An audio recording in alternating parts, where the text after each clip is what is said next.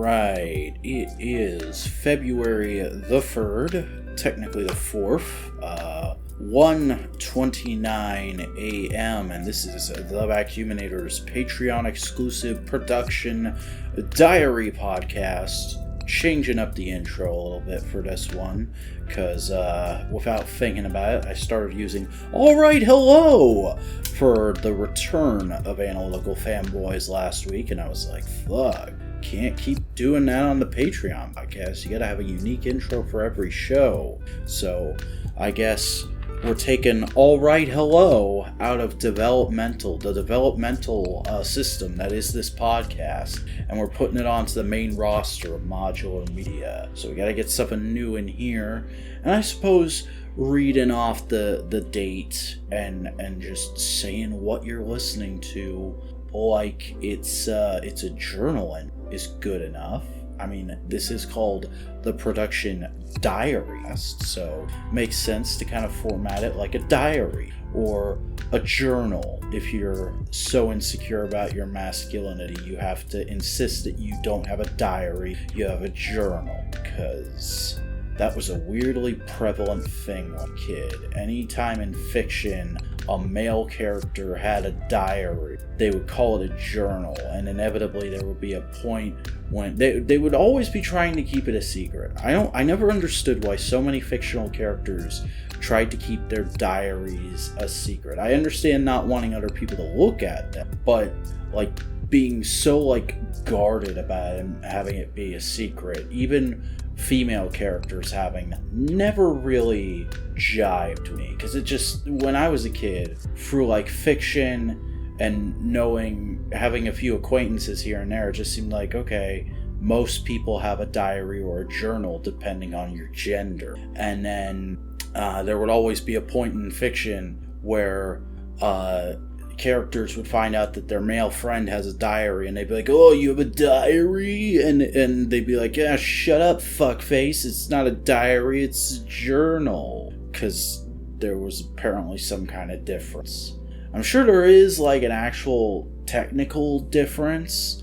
I'm sure we don't just have those two different words for no reason. But fuck me if I'm ever gonna look it up. I don't know. I just know stupid shit from media that I saw when I was a kid. Anyway, we're completely off the rails now. 2 minutes in this podcast.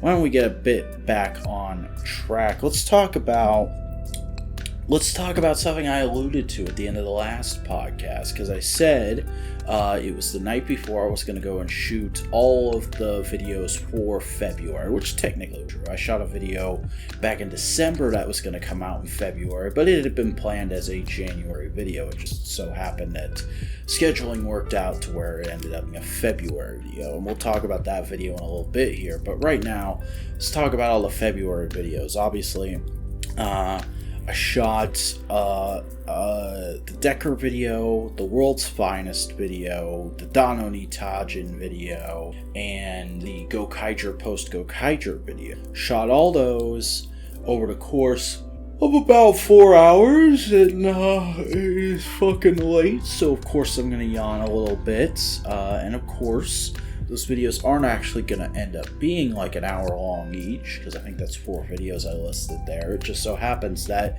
it took me 4 videos to get all the footage I needed for both, for the lot of them.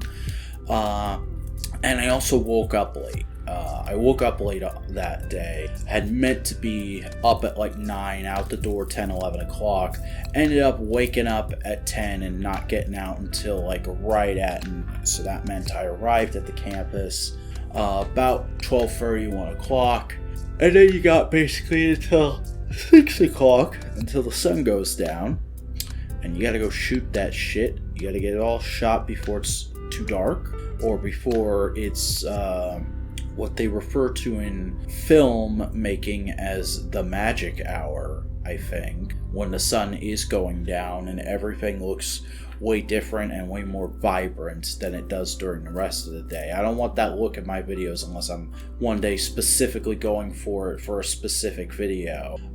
In general videos, I'd like them to look like it's just the middle of the day and you just happened upon me, and now I'm going to talk to you about some bullshit that's on my mind. So I had to get those videos shot before like 6 o'clock. Just gobbing everywhere tonight. And yeah, that was a bit of a struggle. That was a bit of a that was a bit of a ha, because first of all, didn't get the chance to location scout this month. Ended up being so busy the week before, I didn't get to go over to the campus and walk my doggo and location scout and kind of plan out videos like I had thought. I ended up having to just like mentally do that throughout the week. But I got there and it was a little of like, okay, I have this video where I know I want to say these kind of things. Let's drive around until we find a spot that's good for that. Instead of last month where I was like, okay, I want to shoot this over here, I want to shoot that over there, and just zip zap zah, get it done. So that was a little challenging. But other than that, the shoot did go fairly well. Except for a bit where I was shooting a video kind of close to my building. And there was a part of it where I very much envisioned myself getting very loud and animated, and I had to shoot that, and I was like, okay, well, if I'm gonna do that, let's make sure I get it damn right. Let's do a couple takes where I'm talking at normal volume, and then let's do the actual loud take, and let's just make sure we only have to do one take and get it done, because I don't want to draw attention to myself, because the campus is mostly empty on the weekends, but there's usually like 1 or 2 people there playing some b-ball on the court, or walking their doggos, or just hanging out. And well, the point of my videos is to come off like a crazy homeless person that's just ranting and raving at a camera. I don't want the other people who are actually there to see me that way and then end up calling the campus police on them, and I have to explain that of course I have a permit, officer. Look at this blank piece of paper while I grab my tripod and run. So I do that bit, and it goes off well, and it's towards the end of that video, so I was able to get the rest of the video done. And I turn off the camera, and I'm packing up to go find the next spot I want to shoot the next video at. And as I'm doing that, I hear hey, everything okay out here? From a familiar voice. And I look up, and plain as day, and this is the bit where I should mention, my campus isn't just a college campus. There is also a private high school that uses several of the buildings on this campus. And the one I actually work in, I only clean the second and third floor of it, because the first floor belongs to the high school. And so occasionally I will see and interact with the high school janitors, and they all kind of know me. But as I'm packing up my camera and stuff, one of the high school janitors is standing there looking at me. And no, I'm in, obviously, my vacuuminator costume, my outfit, my uniform, whatever term you want to use. And I've got a camera, and I'm right by my car, and oh man, what's going on here? And obviously he's just checking me because I shouted. And he's probably concerned something's going on. And this is like a 70, 80-year-old dude, who seems like a very kind of normal, but out of it southern guy most of the time. And I'm just like, oh yeah, no, I just dropped something, and I was flipping out that it was broken. And he's like, okay, what are you doing here today? I mean, I'm here to catch up on some stuff I can't do while the kids are around, but you're not wearing your uniform. What's going on? I'm like, oh, and like I just immediately go, oh, I do action figure photography. I do that as a hobby on the weekends sometimes, and there's no rule against doing that on campus, so I'm here doing that. And I was actually packing up just now. I've been here for a little bit. He's like, oh, okay, that makes sense. And he goes back inside, and like, I feel a little bad about that reaction, that interaction. I almost said reaction, like the Super 7 toy line. But on the other hand, I totally don't, because he never brought it up to me again, and I saw him a couple more times later in the week. And like, I wasn't exactly lying. I did end up doing some figure photography that day. I had come prepared to do that should I have spare time where it's still light out after I'm done shooting videos. But I wasn't doing that at that exact moment. I was shooting a YouTube video and I was yelling into a camera, but I didn't want anyone to know I did that. Like, if ever it comes a time where I actually get caught in the act shooting a video and somebody comes up and says, "What are you doing?"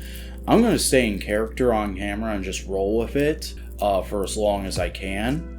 Unless it's like a cop, then obviously I'm going to pull of course I have a permit officer.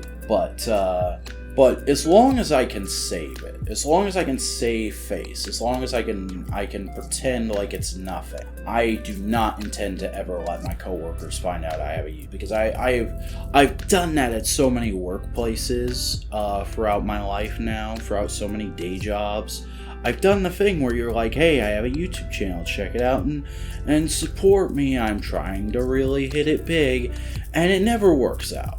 Showing your coworkers you have a YouTube channel is always a bad idea, and I've talked about this. I talked about this back when I started this job on several modular media podcasts. You show somebody you have a YouTube channel who knows you from like a day job type situation, they never look at you the same again, and it's usually pretty annoying to interact with them at any other time, because they instantly go like, "Oh, you're so different than you are at work. Why are you like this in your videos? Why aren't you like this at work? I don't understand the concept of a character or playing things up for a camera, or the fact that at your day job you need to have good fucking manners, and in the rest of your life you don't necessarily need to, except for like specific situations." And what's even worse is sometimes folks will just cling on to it, and they'll keep watching your videos, and they'll talk to you about stuff in your videos, and they'll act like a weirdo fan, or the fucking worst. I remember this back from my warehouse days. There was a guy who found out about my channel and would like watch my new videos in front of me. We would be like loading stuff onto his forklift while he's just sitting there on the forklift and watching one of my videos on his phone like it's nothing. And then he'll just make like some casual remark about it. Nothing like mean or hurtful, just like, oh, yeah, blah, blah, blah. And it's like, dude, fucking time and a place. I hated that guy. He did do one good thing, which is he bugged the shit out of me into opening a merch store, to the point where I did eventually do it. And even though it was a while after I'd left that job, it is still him like getting on to me about it that made me finally put in plans to get it done and eventually follow through on those plans. But, like, for the most part, that guy was kind of an annoying dickhead, and honestly gave me a lot of red flags that he was very into some, like, toxic right-wing shit that I ain't about. So, like, that experience combined with people not understanding how YouTube videos and, like, having composure at work works has led me to the conclusion that just whenever possible, don't let on that you have a YouTube channel. Like, I remember making a conscious effort of it when I started this new job. That, like, yeah, people aren't going to know that I'm a YouTuber until the day I submit my 2 weeks notice and say I'm making enough money off of YouTube videos to fucking not have to have a day job anymore. Bye. I remember, because my mom works for this school too. She works in a completely different area. I never see her during the day except for like special all-employee events. But I remember like telling her specifically, if you haven't already, don't tell anyone that I have a YouTube channel. Don't let that shit on. They can find out that I'm fucking terminally single. They can find out that I have a toy collection. They can find out that I'm into fucking Japanese superhero special effects shows. But don't let them know that I'm a fucking YouTuber, because that's just the thing that's gonna fuck up my relationship with anybody at work. And to this day, we've kept to that pretty well, though that incident while filming was probably the closest call I've had, especially because I was standing there in my fucking YouTuber outfit. Like, it was like almost getting caught masturbating and like telling the person, no, I'm changing, it's fine, and then buying it. Like, that only happens like once or twice in your life. Are you able to pull shit like that off? And I guess I did this week, so that was pretty fucking cool. What the fuck was I talking about? Where was this going? So that all went well, and then I was planning to, going into this week, I was going to try and do like a reduced workout effort because of how last month went with me getting sick and all that, and I was pretty sure like I burned myself out going 5 days a week, and maybe 3 days a week is my sweet spot after all, but I still want to do it in the morning. So let's do Monday, Tuesday, or Monday, Wednesday, Friday. Use Tuesday and Thursday and Friday and Saturday as like my rest days, and that way I don't run into the danger of burning myself out again. Now, I don't have any proof that that's what happened. That's how I got sick, but my mom kind of got on to me about, like, before it even happened, she was going, like, be careful you don't burn yourself out. That is a lot to do in a week. And at the time, I was like, yeah, fuck you, bitch. I'll do what I want. I'm gonna get strong. I'm gonna get swole. I'm gonna fucking put my nose to the grindstone this year and get that shit done. And then that getting sick thing happened, and, like, I'm not saying, like, I believe her now, or I think she was right, but there's probably a kernel of truth in what she was saying. And so, like, backing it off a little bit isn't a bad idea, in my opinion. Plus, like, I have kept up and kept reading, like, a bunch of, like, health shit as I've been doing this. And I see that, like, rest days are generally a good thing to have. Like, not everyone does it. There are people who fucking go to the gym every day of the week. But when you're starting out, or you want to have just like a consistent health workout, you're not trying to like build muscle or get really good at specific things, having rest days does help. So we're gonna try that, is what I thought going into this week. However, I also wanted to try some new shit, including like some exercises specifically for like my abdomen, my chest, and my back. And I'd already been doing like some casual work on my abdomen and my chest, so like those went over pretty well. But the back exercises, especially like I'm pretty sure one I tried on Wednesday, really fucked my back up, just because like I don't work those muscles specifically super often. I'm normally like a limbs and cardio guy, and I just let whatever extra effect that has translate onto my torso. But very specifically, like I talked about in the last podcast, I'm trying to deflate. I'm trying to get that torso fat out of here. I want to look at least passable shirtless by the summer. So I was trying to like target those areas, and I ended up fucking my back up a little bit. So much so to the point where I overslept and was an hour late for work on Thursday. And then today, I was almost late for work, but I got up just in time, just because like I was waking up with so much back pain that like everything in my body was telling me just go back to sleep and don't get up until this doesn't hurt anymore, and lie flat on your back, dumbass. So that was a big fucking problem. I'm pretty sure it's mostly gone now. I can feel like a little twinge just below my shoulder blades when I move my back a certain way, but at the moment we're pretty much back to normal. And I think when I get in the gym on Monday, I'm gonna maybe do something a little different. I've been looking at some like videos on like better form I can do for that specific exercise I think messed me up, which was a back pull with a dumbbell, for those of you who want to know. And I've also been looking into some other alternative stuff I could do to that. But who fucking knows, you know?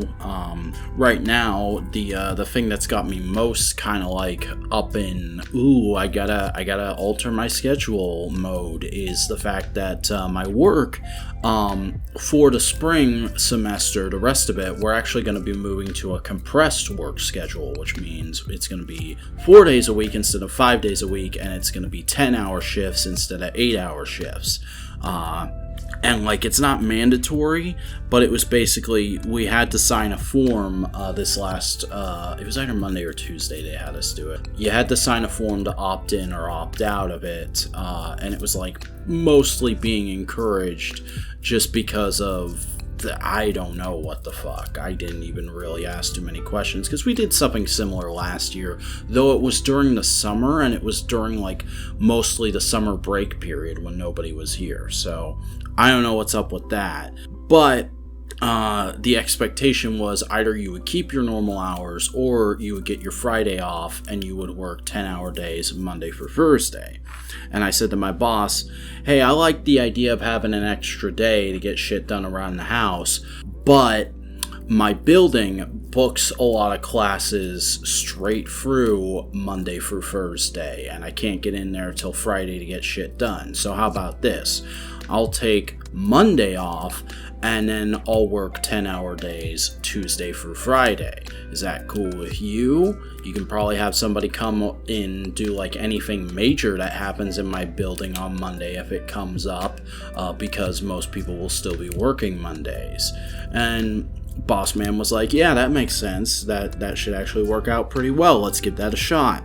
And I said, well, just so you know, I'll probably do like an hour extra both ways. So I've been coming in, my normal schedule is I come in at 10:30 a.m. and I leave at 7 p.m. So now it's going to be, I'm going to get into work at 9:30 a.m.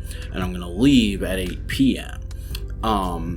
And if that ends up not working out for me, if I end up not having enough hours in the day now, I'll probably let you know and opt back in or opt back out rather, by the end of the month. And he was like, yeah, that's cool. Right now they want to know who's doing it and who isn't, so we have to do this paperwork. So right now what I'm looking at, because Monday is usually a busy day for me anyway, got to do the final edit on the new main channel video, gotta do this, gotta do that, gotta do the other thing. So I'm looking at freeing up more time to make sure that gets done. I'm looking at taking care of like some house shit that's been hanging over me like a sword of Damocles for the better part of a year now. And I'm looking at also like working on some background projects. Not saying like all of that is going to get done every week, but I have until the beginning of May to do all that shit. So that's a fair amount of time to take a nice chunk out of all of it. Though this Monday I am planning on mostly doing appointments and shit like that. Gonna be seeing my therapist for the first time since the beginning of December. Gonna be putting in some like a 2, maybe 3 hour session in the gym. Gonna be going to the credit union where I have a savings account to kind of get like a plan for the year worked out. And then I'm gonna be going and getting a haircut at a new barbershop that opened in town that I've been interested in. So maybe I'll talk a little bit about that next week. But right now, it's looking like I'm going to get a lot done on Mondays and not so much throughout the rest of the week. But then Fridays will also feel fairly productive. I'm going to sandwich this week. I'm going to make a productivity sandwich where the bread is the real main attraction. And I just kind of coast through Monday, Tuesday, Wednesday, because there's like a few daily things that get done in my building on those days. But Monday, Tuesday, Wednesday, Thursday is what I meant to say. But like there's a few things that get done in my buildings on those days. And then Tuesday and Thursday, I usually try to come home and play video games. Sometimes there's shit that just has to get done that night. And then Wednesday is, of course, New Comics Day and Wrestling Day. So I gotta get on those things. But we're gonna have an interesting schedule going forward, or at least I'm gonna try it. We'll see what happens. This week though has been a bit of a quagmire because got paid, that was nice. Got the groceries, got all the bills taken care of, got all that stuff done. But then was just exhausted Wednesday and overslept, and so a lot of Wednesday stuff I had to do first or fell asleep, and then overslept Thursday. A lot of Wednesday stuff I ended up having to do Thursday night, and even before then there was just a bunch of extra shit left over from the weekend that had to get done on Tuesday. So I still ain't fucking touched Scott Pilgrim. I still haven't fucking played that game, and it's really starting to get a stick in my craw. But hopefully this coming week will be the week. Hopefully it will finally be the week where I play the fucking Scott Pilgrim beat 'em up game that I've wanted to play for like a literal decade, because I wanted to play that game back when it first got released, back when the movie was new, but I didn't have a console you could get it on, because I was a poor boy who only had a Wii and a PlayStation 2 and a DS Lite. But now I got PC, and I got Steam, and I got it. I just ain't played it yet. The day is coming soon, though. I hope. So anyway, that's a lot of pitter-patter about nothing. Let's get into something you guys actually want to know about, which is the fucking Akko video that came out this week. The rant about Blue Swallow from Chojin Sentai Jetman that I'd had in the chamber for quite a while. I actually did a proto version of it on an episode of Twit back in the day when I was actually watching through Jetman. And it was one of those videos where when I was first making up the new list of video ideas, those first I want to say it was 67 videos I wrote down in the first week. That was one of the first ones that actually came to mind because much like the Tokusatsu distribution rant, I was like, oh, this is a rant I recently did on Twit that could work really well as its own video, so let's fucking do that.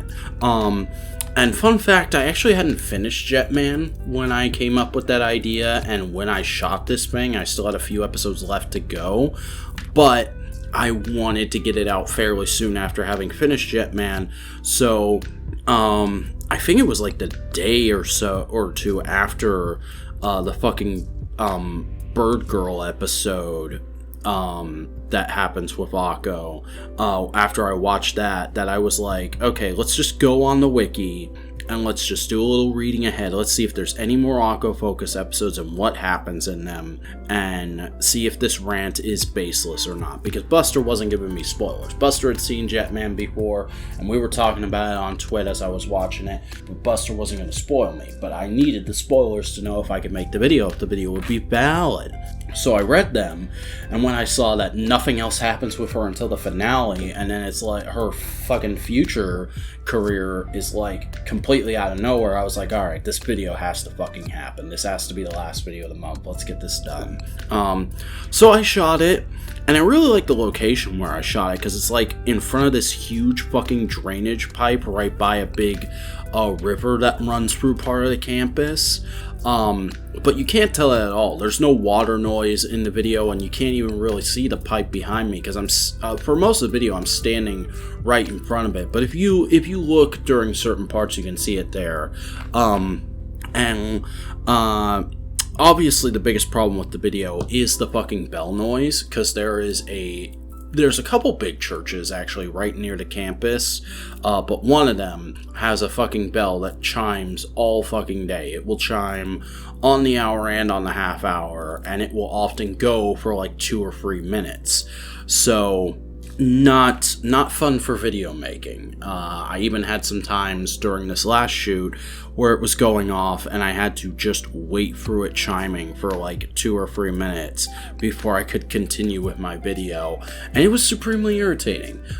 Two very irritating things about filming outside on the campus. Wind has only been a problem once, but that fucking bell and planes have been a consistent problem with filming there, consistent noise problem, because I guess the campus is also near some airfield that I don't know about, because always there's fucking propeller planes going over the campus, I notice now.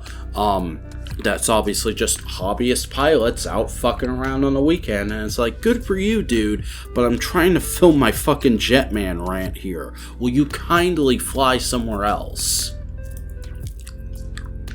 So I had to deal with that in the video, and I think I was just in such a rush and such a let's get this out while it's still as fresh in my head as possible, that I was just fuck the bell, I'll just go ahead and do it and it'll be a party ambiance. And it does kind of work. I haven't seen anyone get mad about it, but it does bother me that it's there, and it bothered me when I was editing it. But I think the video came out fairly solid. It does seem a bit frantic and thrown together, but I just think that's a indicative thing of the production, something that just has to be there. You can't avoid it.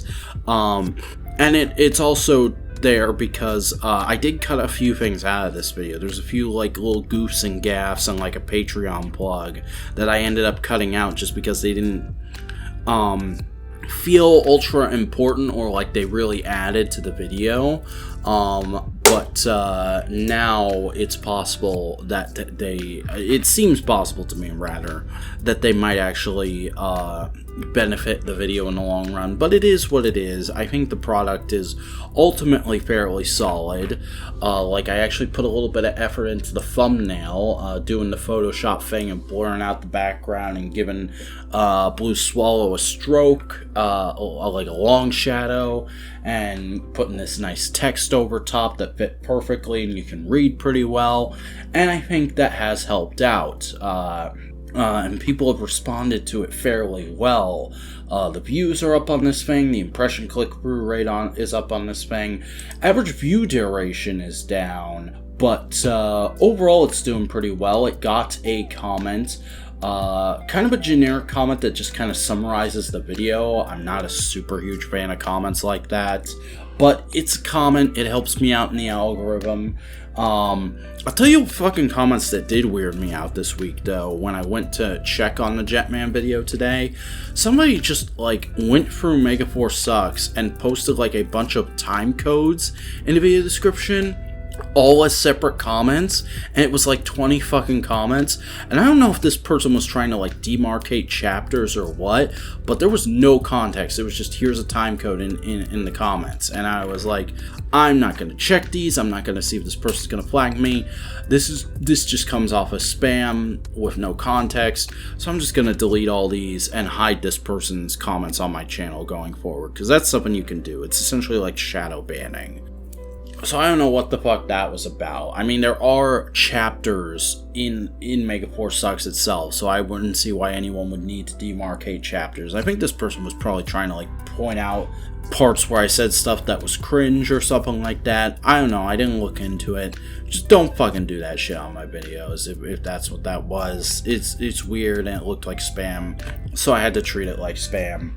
And also, like, if you're gonna if you're gonna leave a comment, because I do want comments on my videos no matter what. They help you out in the algorithm. That's why I'll probably never turn off comments unless mine actually turn into like a huge cesspool that's spreading viruses like PewDiePie's became. That's why he had to make a form of his own. But they help you out in the algorithm so much that I see no reason to ever turn them off. I want comments, but I also want good comments that like actually add something to the conversation. If you're just gonna like say something that's just like a tweet version of the video, not optimal. Don't fucking do that. Be better at commenting.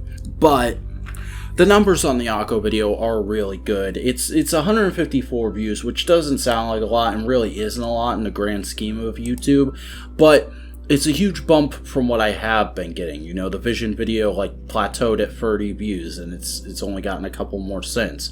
The MCU video was a step down from the previous video, which was the Ironhide video, which was a major step down from the Tokusatsu distribution rant. So now I'm talking about Tokusatsu again.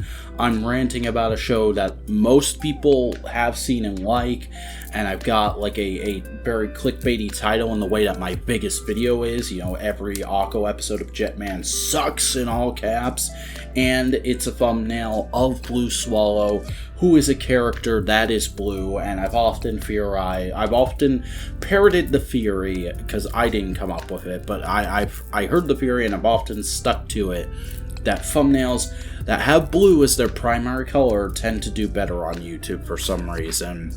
So all those factors did help the video out quite a lot. Like it's got the 153 views as of this recording. It's got 1 comment and it's got 9 likes, all likes, no dislikes. So I'd say that's a pretty big success. That does track with the prediction I made in the last podcast. Numbers are picking up now that's out. And I think the Decker video next week may do even better, because it's a show that's pretty new, just ended, a lot of people know it. And it's gonna be relevant, and I'm gonna try and do some similar stuff with the thumbnail and title. But that's all to be seen. That's all in the future. Right now, we've just got these positive vibes coming off the Akko video that I'm very thankful for.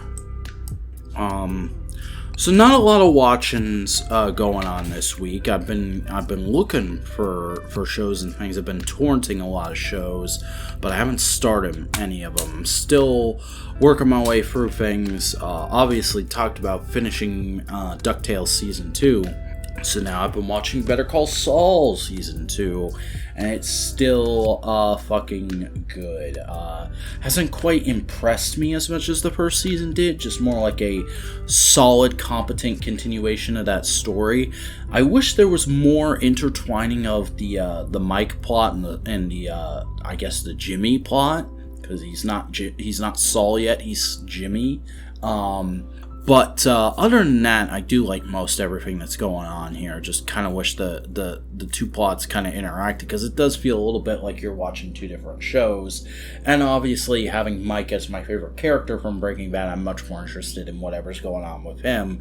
But Jimmy's stuff does still manage to be engaging and compelling, and I'm looking forward to seeing where it goes. I've only got 2 episodes in this season left, and I think there's 4 or 5 seasons of the show. Why don't I fucking check instead of shooting my mouth off? I've got it right here. Let's open my torrents folder.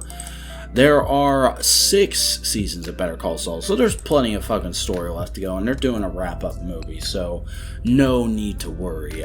There's plenty of shit left for them to do, and I'm interested in seeing it. But one other piece of media I did take in today that I wanted to talk about is I read John Moxley's autobiography, Mox, which came out a couple years ago. I believe it came out in 2021, and people were fucking raving about it and loved it back when it came out, but there was no audiobook at the same time as the release, and I like to listen to audiobooks a lot more than I like to read actual books.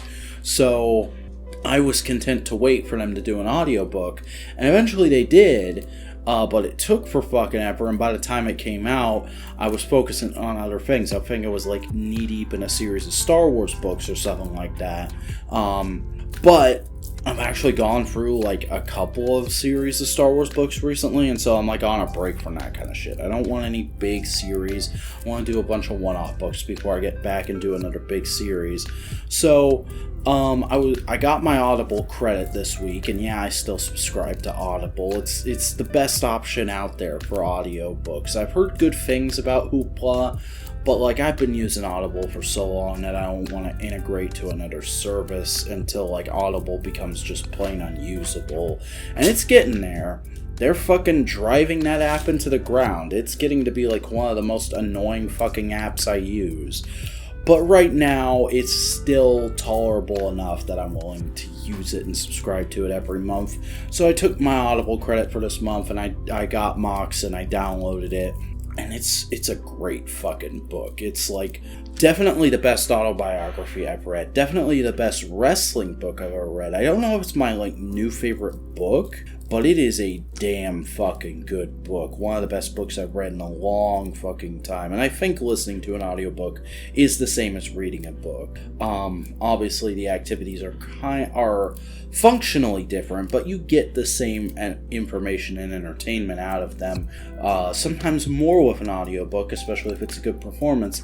And a performance like this, where it's being read by the fucking author, who is a performer himself, and it's all his words, it's written in his way of speaking. Oh, it comes off so perfectly. It feels like I'm just listening to like one long, never-ending John Moxley promo. And John Moxley gives damn good promos. So, all day today, Friday, working alone in this building, because it's usually just me. Sometimes there's teachers working in their offices, but there's very few classes on Friday, and the building mostly just feels empty, so it's just me going through, doing all these, like, dirty-ass classrooms I can't get to during the rest of the week, fucking the muckiest of the muck, the biggest trash piles, the dirtiest floors, the stinkiest chairs, just cleaning them all the fuck up while I'm listening to Mox tell me about like his trials and tribulations and his battles through life and love and wrestling and like all the coolest fucking movies and albums he's ever experienced and all this shit, and I'm just like getting fucking fired up. It really sucked that I couldn't have gone to the gym today, that I overslept because I fucked up my back and I wasn't able to get to the gym. I had to go straight to work because a workout going into this experience probably would have made it feel all the more better. Just listening to John Moxley fired me the fuck up. Made that whole shift go by so fast and made me like walk out of there feeling like $1,000,000, like I could take on the world. I wanted to shoot like 10 videos, fight 100 fucking guys to a standstill, and then like fuck the most beautiful woman in the world because I had earned it. I deserved it because John Moxley had given me the power to do whatever I needed to in order to deserve that reward. And it was a fucking great ride. I cannot recommend the book enough.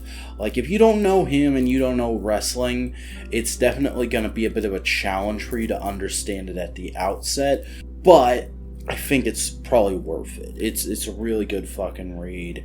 And I want to pick up a physical copy of it now. Like any book I really enjoy, I always plan to get a physical copy of it at some point. It just takes me for fucking ever. So I'm probably gonna throw Mox on my throne list, and if somebody could fucking get it for me at some point, that would be great. But right now I'm just really happy I got to listen to it. I got to listen to it all in one go, one fucking day at work. Yeah, I had to skip out on an episode of Double at lunch because I wanted to just keep listening to it. But, you know, I think that's a fair trade. I think Philip and Shotaro would understand. I think Buster will forgive me, and that Terry Ryu will not hunt me down and make me pay for my crimes. Akiko might hit me with her slipper. That might happen. But all in all, you know, it's been a very mixed bag. There's been some issues, there's been some holdups, but I think it's been a solid week. And there's some more good times coming up. Gonna be getting used to a new, slightly modified schedule. Gonna be doing some different stuff, but I'm looking forward to it. I'm looking forward to the coming week. And you know, since I am recording this on the 4th technically, little birthday shout out to my boy Buster. I know he patrons, he listens to this. He, they, she. Buster uses all pronouns, and we love and respect them. So hope you had a good birthday, Busto, and I hope the rest of you had a good time listening to this. Jesus Christ, 45 minutes for the first segment. How long is this one gonna be? I don't fucking know. I just know it's 2 a.m. and I need to get the fuck to sleep. So see you guys in a week.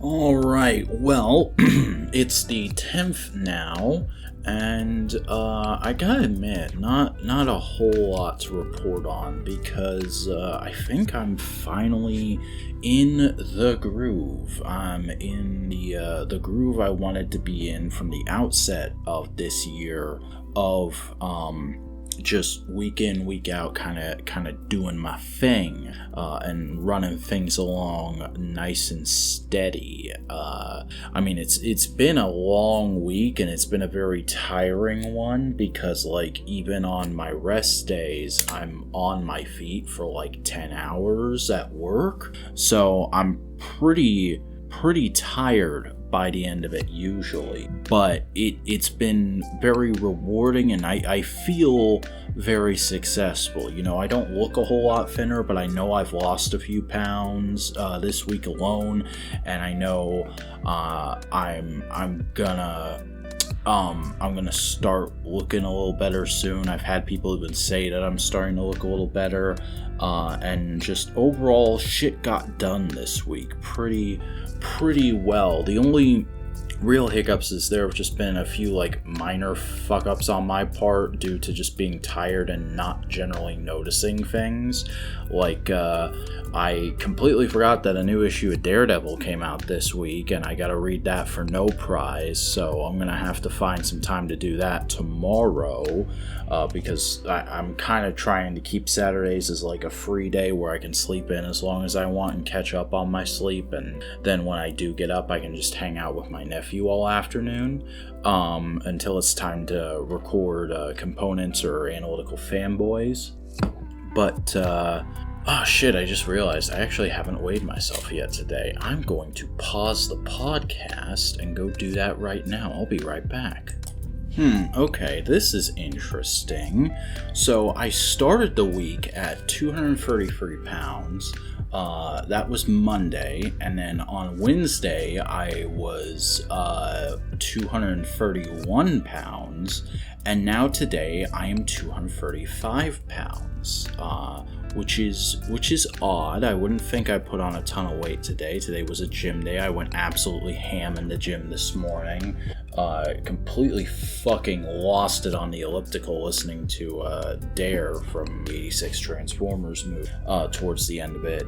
And I was on my feet for 10 hours doing my shift, but I also feel very sore and like my body is doing a lot of work reshaping itself today. I felt that like at several times. I was like, either I'm crazy or like I'm starting to learn what muscles growing feels like, because it's a weird sensation that's kind of close to being sore but kind of not.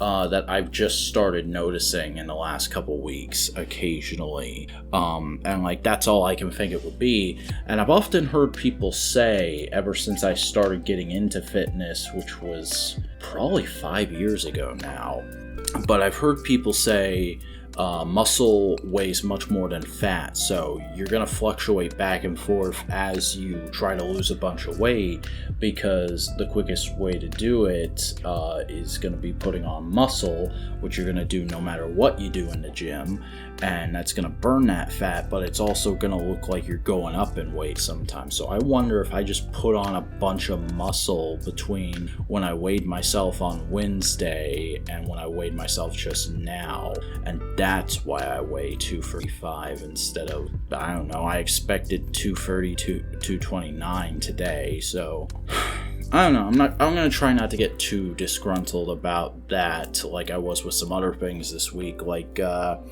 I completely made an ass of myself to somebody I didn't even know who was trying to promote my content, because somebody on Twitter and YouTube, who I gather is like a semi-well-known person in the Code Lyoko fandom, because I'm still sort of a novice there, did like a big compilation of all the fan content for Code Lyoko that came out in 2020, and it got retweeted onto my timeline, and I was like, oh, that's interesting. Let's skim through this real quick and see if the lecture pops up anywhere here. And I was and I didn't see it, but it still looked like a really well edited compilation, and I know shit like that takes a lot of work, so I was like, let's be cheeky and still promote this, and I just quote retweeted it and said offended, and the next day I get a notification of him being like, why are you're offended, what? And I was like, and I just linked him the lecture, and him, I'm assuming them, I just linked them the lecture, and they said, and they were like, I still don't understand how you're offended. And I was like, I'm not actually, dude, I'm just joking, because you didn't include the lecture in there. And then they came back with like, well, I did, maybe you blinked and missed it. And I was like, oh shit, fuck. So I actually, because I skimmed through the video while I was at work, and I didn't see myself initially after like 2 passes through it, and I was like, okay, guess I'm not in here. So I'm like, okay, let's have a look here. And I actually sat and watched through the thing, and it is a blink and you'll miss it appearance, but there is footage of the lecture in there. And I was like, oh, god damn it. So I apologized to the guy, and then I went to retweet it again and be like, hey, I'm an idiot, go give this some engagement on the YouTube algorithm, whatnot. And I quote retweeted it on Modular too, because that lecture is on the Modular Media channel. And while I was quote retweeting on Modular, I noticed like, oh, they did at Modular in the replies, they did a couple replies saying everyone who was featured in it. And those replies just never showed up in my notifications for Modular, because Elon Musk, that dickless, shitless, fuckless, tactless, cockless, fucking brainless, stupid son of a bitch piece of shit billionaire, has fucked up the website so bad in the last couple of weeks that now it's just not sending me half of my notifications. And I realized that And I went and looked, and I'm like, oh, I also didn't get a bunch of notifications on the Vacuuminator on my Vacuuminator Twitter in the last, like, 48 hours. And apparently that's because he stripped out a bunch of API, and apparently they're working towards, like, limiting how much you can tweet and whatnot, and putting all that behind a paywall, because the fucking idiot scared off all the advertisers by reinstating fucking dipshits. And that, like, for the first time in a while, I had settled down and I was like, well, it's not what I want Twitter to be, but I can deal with it. But for the first time in a while, I'm genuinely mad and, like, concerned about the fate of Twitter, because, like, Twitter can be a huge pain in the ass. It can be really fucking annoying. It can be not great for your mental health. It all depends on how you use it and how much you use it. But, like, Twitter is a legitimately useful tool for so many fucking artists out there of every medium to get their shit promoted and to engage with their audiences.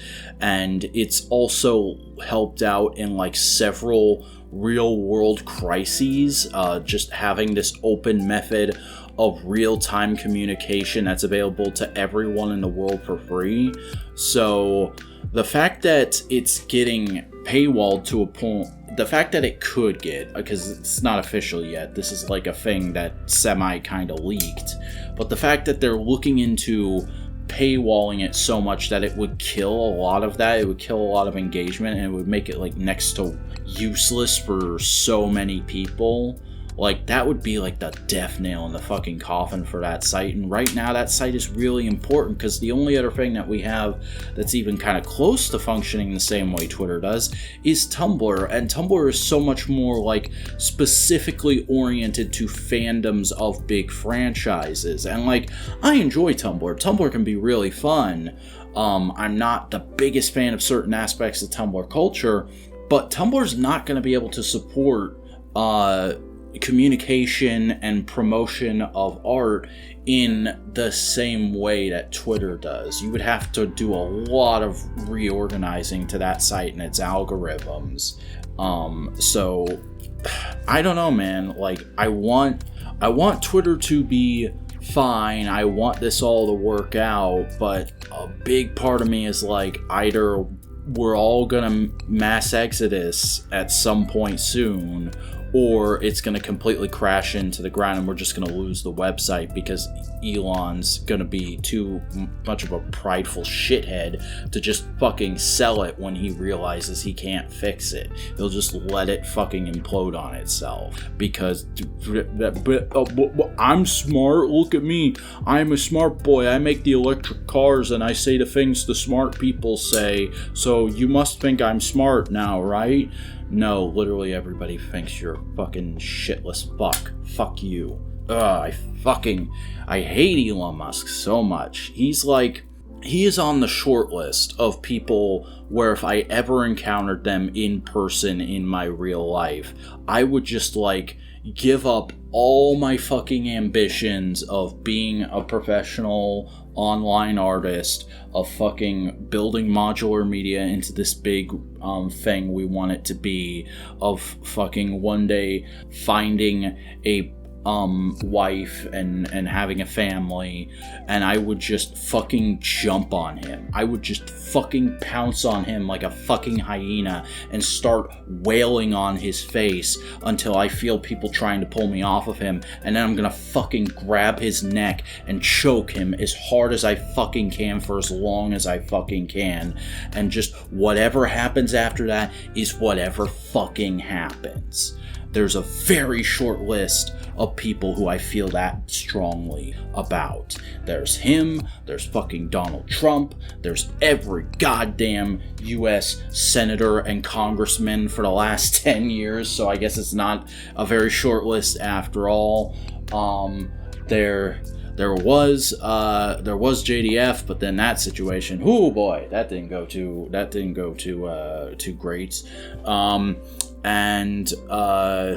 I'm sure there's more people. I'm sure there's like a couple more actually creative people who I fucking hate. Actually, you know what? If this had been recorded like a week ago, Zack Snyder would be on there. but he's actually been like really fucking mature and professional in the last couple days about James Gunn taking over DC, and like that's earned him mad fucking respect from me, because after the way his cut of Justice League ended, which I haven't watched it yet, but I plan to now, and I've seen like spoiler-tastic reviews of it, so like I know everything about it, but I want to see it for myself now that we're moving forward into a new era. But I know the way it ends, which is basically teasing more shit in his stylings, and I'm like, he clearly wanted to do more, but he's not gonna get to now. And the fact that he's just like fucking waving goodbye and being amicable about the whole thing that's been going on in the last couple months with Gunn and Safran taking over, like, God, I hope if I ever get a big project taken away from me by a company, that I have a 10th of the level of humility and maturity as an artist as he has there. And it goes to show that like he has some wacky ways of doing things, some stupid fucking opinions about DC characters, but at the end of the day, he's a hell of a lot more mature of a person than the people who fucking like his work. So anyway, yeah, that whole Twitter kerfuffle was a whole thing, and I felt like an ass for that, because it's like it happened because of reasons out of my control, but I'm also like, well, maybe if I hadn't been like fucking going as hard as I've been, I might have like fought to wait until I got home and take the time to actually watch that and then promote it. But I wanted to just get it out of the way in the moment, and I did it sloppily, and that caused this whole thing to happen.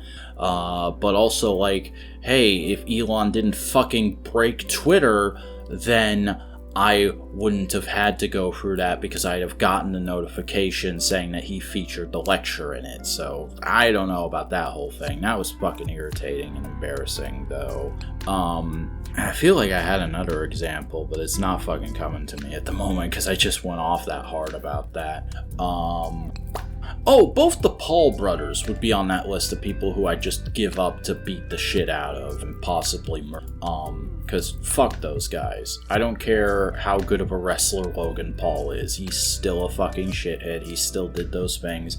And he doesn't seem like he's changed much as a person since then, no matter how many fucking apologies he does. Anyway, good God, this is supposed to be a fucking production diary. Let's talk about the Decker video. Because that's been a bit of a thing this week. Obviously, some audio issues with that one. I think I placed the camera way too far back. Like, you can see it in the opening shot, and I think the closing shot as well, where it's this huge wide shot, and it doesn't really need to be. A lot of the other videos, it's a little closer to me, but I was thinking about, like, well, there's gonna be points where I'm gonna have, like, multiple screen caps and stuff on screen with me talking at this point, so I should leave the room for shots like that. But I didn't think about the fact that, like, right now I'm recording with my phone and a lapel mic that's mounted on the tripod with the phone, and that's worked better than I thought it would, but it still doesn't record super close. It still has a limit. It still has a range limit. And so if you get outside that, you're going to have a lot of background noise kind of like chugging it up and making the audio sound more tinny. And like, I did clean it up in post, and I did like actually crank up the volume on it a little bit in editing, but it's still, you still have a little trouble. You're still straining to hear me. And obviously there's some background stuff, and I've been trying to play with that. I've been trying to like make jokes out of that. Like, there is actually a bit in the video where like a motorcycle drove by the road right by where I was filming, and it was fucking loud as shit. So since I knew the guy was just fucking winging past and wasn't gonna stop and look at me, I literally was like in the middle of him making a point, and I just stopped and I went like, oh yeah, fucking motorcycle man, look at you big badass man, fucking interrupted my video with your loud ass motorcycle. Oh man, look at you, dude, nobody's got a bigger hog than you, brother. But the motorcycle was actually so loud that it drowned out me saying all that, so I had to fucking edit around that. Luckily the plane noise worked out fairly well though. I think that gag was pretty cool, and I finally learned while editing this, I finally figured out how keyframes in DaVinci work, because I knew they were in there and they were supposed to be relatively easy, but I just hadn't had the need to look at it yet, so I hadn't gone and done that. And also I realized that I've been unnecessarily complicating my crossfades and stuff. There's actually a function where you can manually drag those out, and you don't have to use the effects version of it if you don't want to, and that made me pretty stinking happy. So I'm a work on getting better, getting a little smoother with my crossfades and stuff. And I think I did just by making this video. So that went pretty well. And overall, despite the audio issues, I think the video turned out pretty solid. I'm happy with all the points I made and the way I made them, and just the way the video came out structurally. It's just like, oh man, the audio is a real issue there. And I don't think it's going to be in the other ones, because I think the camera is closer for the other ones I shot this month. But it did kind of like give me a stark reminder that like, yeah, if I'm going to keep filming outside, I do need to get a dedicated microphone. I need to get like one of those portable ones that has its own like built-in storage device and like a massive fucking windscreen on it that you hold in your hand during videos. So that is definitely on the docket to get done at some point. I've got like a whole list of stuff. I think I talked about this in a couple things towards the end of the year, where it's like, this year I want to spend my money more on stuff I actually need and will improve my life and my videos, and less on stuff I want, like toys and comics. So it's on that list. It's just been a ways down, because I'm like, well, the lapel mic I have now is working fine. It's not great, but it's fine. And there's other shit that I need more immediately than it, but I might see if I could like nudge it up a bit, or like work on getting it sooner rather than later. I don't know. I did my taxes on Sunday, and that actually went remarkably smoothly. Last year it was a huge fucking pain in the ass, and I had to fucking file through the snail mail, and I didn't get my tax return until like October, and I was so fucking annoyed with that shit. But luckily I was actually able to e-file this year. I guess because of just like how simple it was for me. I think last year I had 2 different W-2s, and I had a whole bunch of like health insurance bullshit going on that made it too complicated for TurboTax to e-file it for free. But this year they were able to, and my return's not a lot, but it's a decent little amount. So I may put that into gear. I may just like squirrel that away for a rainy day. I may actually end up spending that on like gas and groceries. We'll see where I'm at when that comes in, because it should be here like end of the month, beginning of March. But yeah, I'll keep that all in mind and whatnot. But I think no matter how proud of the video I am, it's kind of moot, because the video did flop, and it flopped a lot harder than I was expecting it to do, because I was like, all right, it's a recent series, it just ended not too long ago, it's still fresh in people's mind, and I think a lot of people liked it for the most part, and I'm gonna give it kind of a intriguing title that's slightly clickbaity. I mean, I do talk about the pandemic parallels in the video. It's just not the main point of the video because it's an overall series review. It's not, let's explicitly focus on this. And I mean, it's a blue thumbnail, and that's something from like back in the fucking mid 2010s, as I've always known as like a solid rule of YouTube. If you give a video like a generally blue thumbnail, it will on average do better than other videos, just because blue is such a eye-catching and appealing color. Like, that's just something with the algorithm that's always kind of been there. Don't give every video a blue thumbnail, because then it doesn't work. It's like a burst thing. It's got to be every once in a while. And I admit, I did do it 2 videos in a row, because I obviously did it with the fucking Akko video, because she's a Blue Ranger.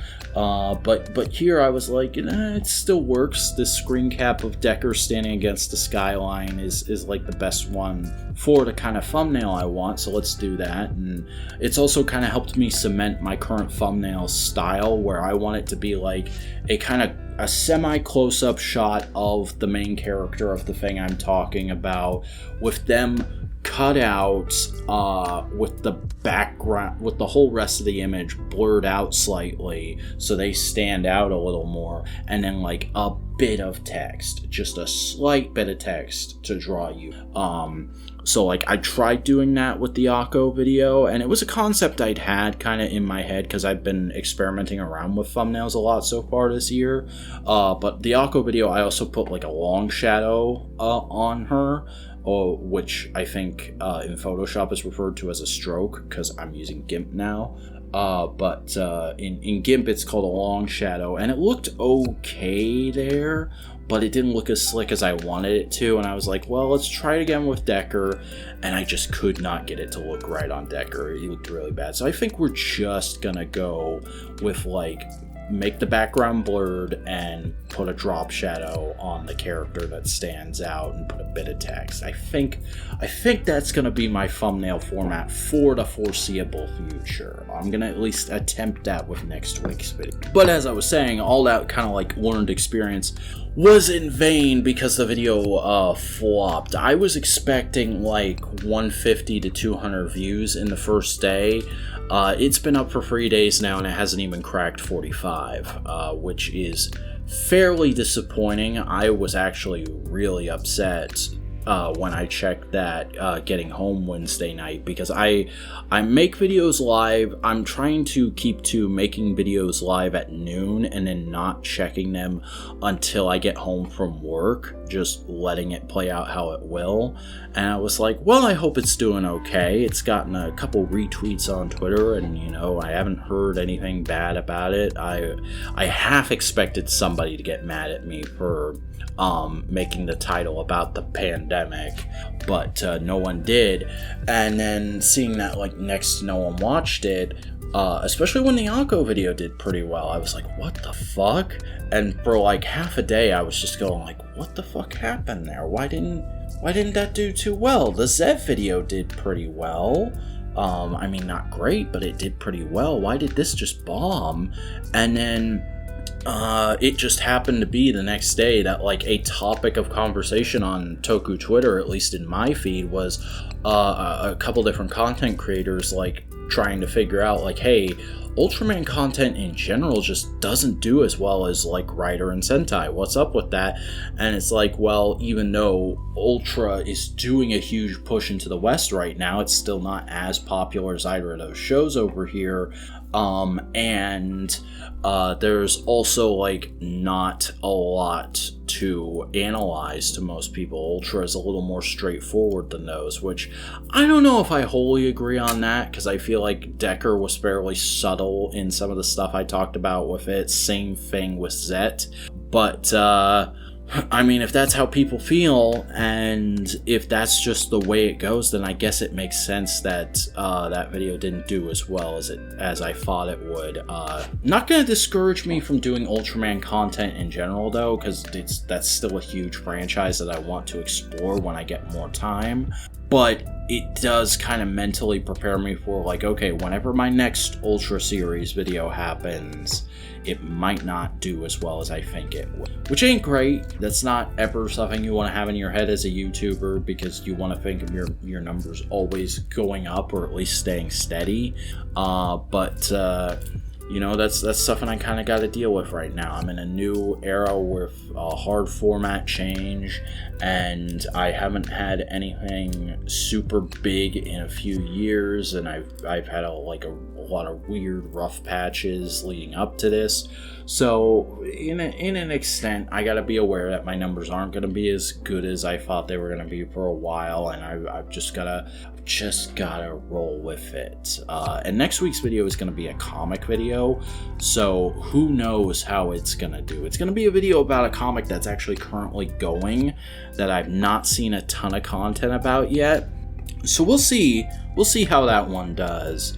But because of how the comic content did last month, I'm like, well, this may not do too well. I'm already going in thinking like, well, let's see how this one does. I hope it does a little better than Vision, but if it does like the same numbers, I'll be like, okay, that kind of proves how where comic videos are for me right now, and I need to keep them to one a month for like one every other month. I need to keep those numbers going up, because it's the thing you think about as a YouTuber. You try not to obsess about it too much, but it is always there. And not really a lot to talk about with media this week. I did finish Better Call Saul Season 2, and I liked that ending.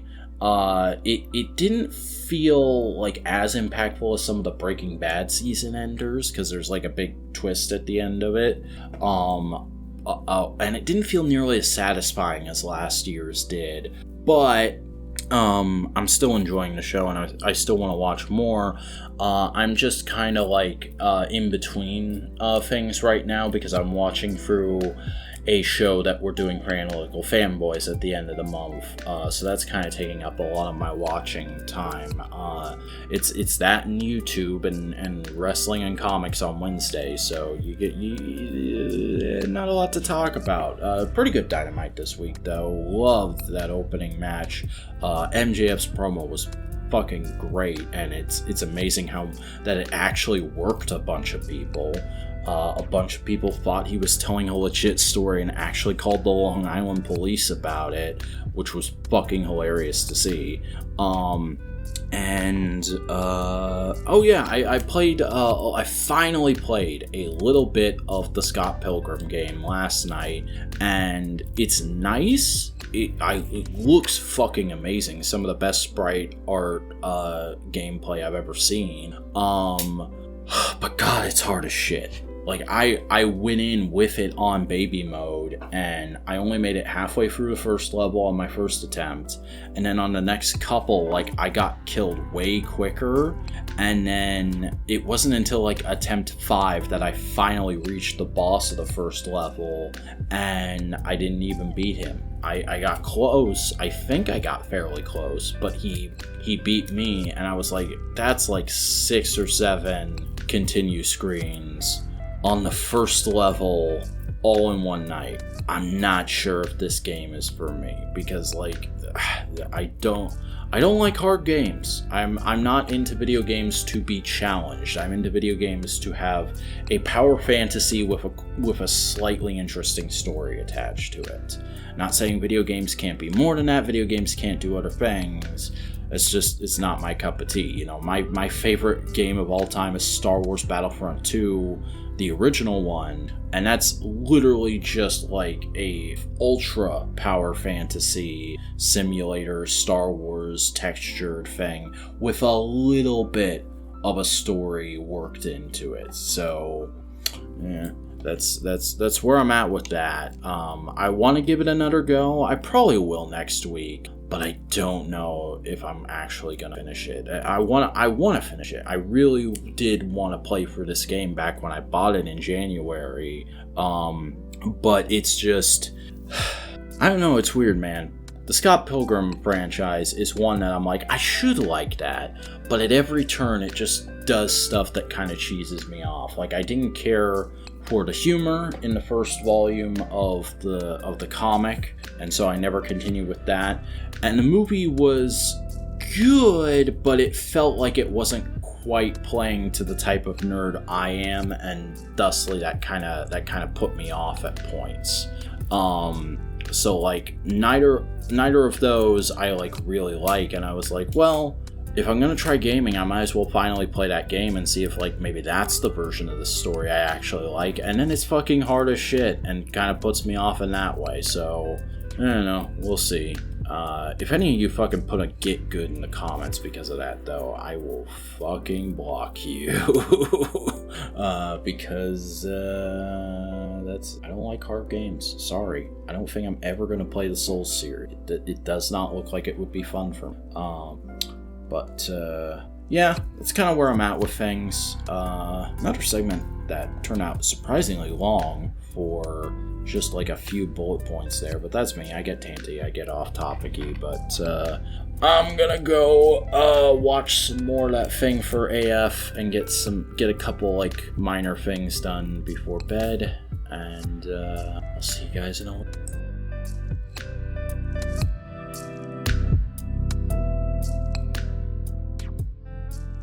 So it is now the 18th. I am recording this on a Saturday afternoon instead of a Sunday night because last night there were a bunch of people here and there was a bunch of noise and I was a bunch of tired, so I just didn't think it would be a good idea to do it then.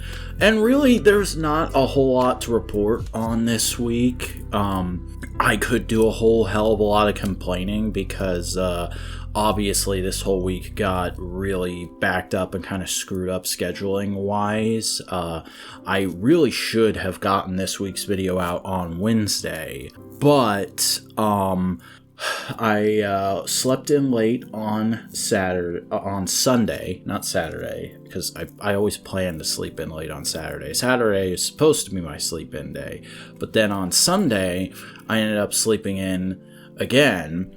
And I got up and I had to go run an errand for my mom and my sister, kind of out of nowhere. So that took up most of my time Sunday, and I had to move a bunch of Sunday stuff to Monday. And then Monday got off to a pretty good start, but then I ended up spending way more time than I thought I was going to on something.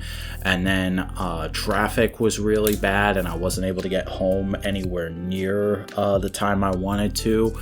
And so a lot of Monday stuff ended up just getting like, I guess I'll get to this when I get to this. And so this week's video got really delayed, and I was having to just kind of work on it piecemeal where I could, to the point of where it didn't end up coming out until Friday. And obviously that was very frustrating, just because I was sticking to the Wednesday and I really wanted to, and I didn't like... this is the second time in a row these Mondays. I'm supposed to have like all this extra time on Monday now, and it keeps getting wasted on stupid bullshit. And it's affecting my bottom line. You know, the World's Finest video did come out, and the people who watched it did seem to really like it, but it still flopped. It flopped worse than the Vision video. It's currently sitting at 30-something views. The Vision video made it up to about 50 views in its first week, and has kind of gotten a few more since, but the World's Finest video is just at like 30-something right now. And I know it's only been a day. I should probably give it a little more time before I consider it a full-on flop, but still, that's a pretty poor show. And I won't lie, it's got me kind of considering putting comics content way on the back burner, just because I need to get those numbers up, and the last two videos not doing so well is pretty disappointing. I don't want to be fully obsessed with numbers. I want to always be doing stuff I want to be doing, but you gotta meet halfway if you want to be successful at this. And despite really liking how that video turned out and thinking it's probably one of the best videos I've made in a minute, gotta make the smart decision, and the smart decision is not to do something like that again for a while, unless maybe I did like a video on the Power Rangers comics or something like that. That might get some views. I'll consider that for next month, because I was probably gonna have to do a licensed thing next month anyways, because I wanted it to be like Marvel DC licensed true independent book. But we'll see how long it takes to get there. We'll see if I'm going to keep up with comics content. I don't know. I'm on the fence right now. I just wish that video had gone over a little better, because I even learned a new trick this week from Boingo Rider. He was telling me about how his videos started doing better recently when he started putting the names of other channels that cover similar stuff or do similar content to him in the tags, which is just telling YouTube hey, put this in the sidebar of those videos so that more people will see it. It's not it's not overtly clickbaiting, so I'm kind of comfortable with it. It feels like it's part of the system. So I did that with this video. I put all the comic book channels I like in the tags, and nothing. So I don't know what to do about that. That's pretty disappointing. And of course, right when I say that is when the fucking heater kicks on, because it's cold here and I can't do shit about that. It's just there's gonna be that fucking noise in the background of the audio. Now you gotta love it, folks. But it's not been all bad this week. Stuff getting screwed up so badly making me kind of recommit to the lifestyle I'm trying to live this year, the stuff I'm trying to get done. It made me redo my to-do list a little bit and get things in slightly better order. And I got my tax payment this week, which was nice. I was initially thinking of just throwing it all in savings, which is probably the smarter choice, but I also looked at my budget overall and realized I could be putting more in savings regularly, so I just chose to do that instead. And I'm going to keep this money on me for if anything comes up in the last couple weeks of the month and beyond, because it's not even that much. It's only $400 I got back in taxes this year, but it was a nice little stipend to see, and it allowed me to go to the grocery store and get some stuff I needed last night. So not the worst week. And I mean, while I've been editing that new video, I've also finally gotten to start on DuckTales Season 3, and yes, pretty good, that show. Oh man, I am really sad I missed out on this at the time, because it probably could have galvanized me into being a full-on Disney adult. Just all the fun playing around with Disney cartoon lore and giving those characters more three-dimensional depictions than they've ever had is so interesting and so fun. The episode where Goofy shows up is great. The James Bond parody is really good. The episode where Daisy Duck shows up. Daisy goddamn Duck. The least interesting Disney character to me ever. And they did such a cool thing with her that made me totally into her as a character, made me totally into her relationship with Donald, and just made me realize oh, holy shit, fucking Donald and Daisy is OTP, and Donald Duck is the greatest character Walt Disney ever fucking created, because he is just so fucking relatable to a guy like me, just constantly having crazy, insane bullshit happening around him and getting mad at it and having these little fucking outbursts of pure fucking rage that nobody can even coherently make out and understand. And yet, he's also a wish fulfillment character because everybody just accepts it. Everybody's just oh, okay, Donald, we're sorry we upset you. Anyway, let's move on. It's not a big deal. It's Donald his fucking anger is accepted as normal. He's allowed to just get mad and express his anger, and then we move the fuck on. It's not made a big deal out of. He's not shamed for it. And at the same time, his quirks are what make the girl of his dreams fucking appealing to him. She can understand him perfectly. She thinks his singing in the Free Caballeros is really good, and she finds the insanity of his family really charming. Oh my god, Donald Duck is life goals. Who'd have thought? I love where they went with him in this season, and I'm looking forward to seeing how the rest of it plays out. And a little sad that this show only got 3 seasons. Like, I know I'm a few years late to the party on that, but man, I would have liked this to go on for like 10 fucking seasons and get a whole new Disney animated universe out of it. Because, like, I've never cared about Darkwing Duck. I've always, whenever people tell me they really like Darkwing Duck, I'm like, that's cool, man, but it doesn't interest me at all. But the Darkwing Duck 2-parter in the beginning of this season was so fucking cool. It made me go like, oh man, there should have been a new Darkwing Duck show. There should have been a new Goof Troop. There's a fucking Rescue Rangers homage in this show that made me go like, oh yeah, that's right. I used to watch Rescue Rangers on Toon Disney back in the day. I would actually like a new show of that and not a fucking terrible CGI movie starring Andy Samberg. Oh man. Oh, fucking DuckTales, dude. Who'd have guessed? Great fucking show that is way better than the original. I might have to do a video on it. I'm sure it's probably already been done to death, but I kind of want to do a DuckTales 2017 video. We'll see. But you know what else I am going to see? I'm going to see what else I can get done today, because I don't really have too much else to talk about. I'm sorry this segment is kind of a short one. If I recorded it last night or like a day or two ago, it probably would have been a lot longer. I probably would have gotten way more detailed in like ranting about my frustration about the end of the week. But now I'm on Saturday, and this is a really chill Saturday because my nephew is staying with a babysitter because my mom is at a Parents of Drug Addicts convention, and obviously my sister is at work. So I've just got the house to myself, and I'm just kind of banging around trying to get a bunch of side stuff done. And I'm feeling okay. I'm pretty chill, just enjoying my solitude. I'm very much I'm a social person, but I'm also an introvert to the point where I can enjoy a nice gathering if I'm in the right headspace, but more often than not, I like to just fucking sit in my room and get shit done. And that's where I'm at right now, and it makes me happy. So I can't really get into my full angry rant man mode right now. I can just kind of go like, oh, that's a neat idea. I should maybe do that. I should do that down the line. Like,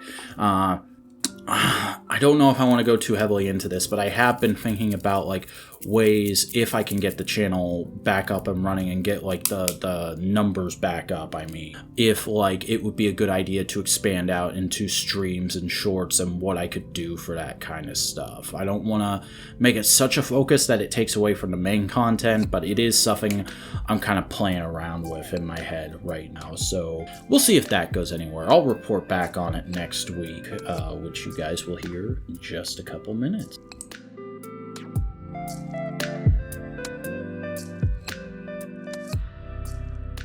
Well, it's the 24th now. It's actually quite late in the evening. I need to get this one done at a decent clip so I can get the podcast up for you guys tonight.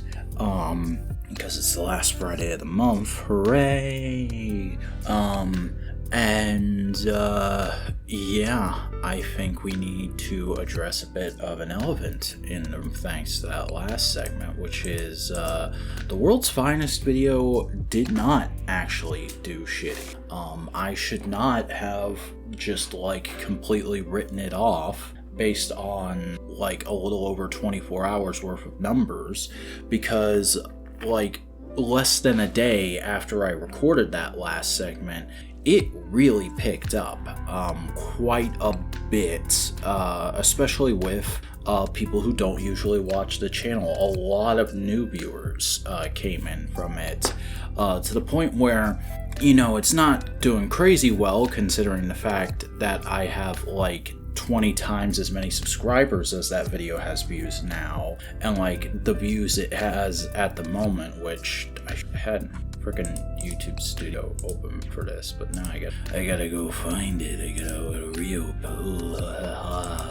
I'm sorry if I just end up mumbling and making noises during this segment. It's very humid where I'm at right now. Why the fuck are you advertising Mr. Beast to me, fucking Creator Studio? Don't do that. Ugh. But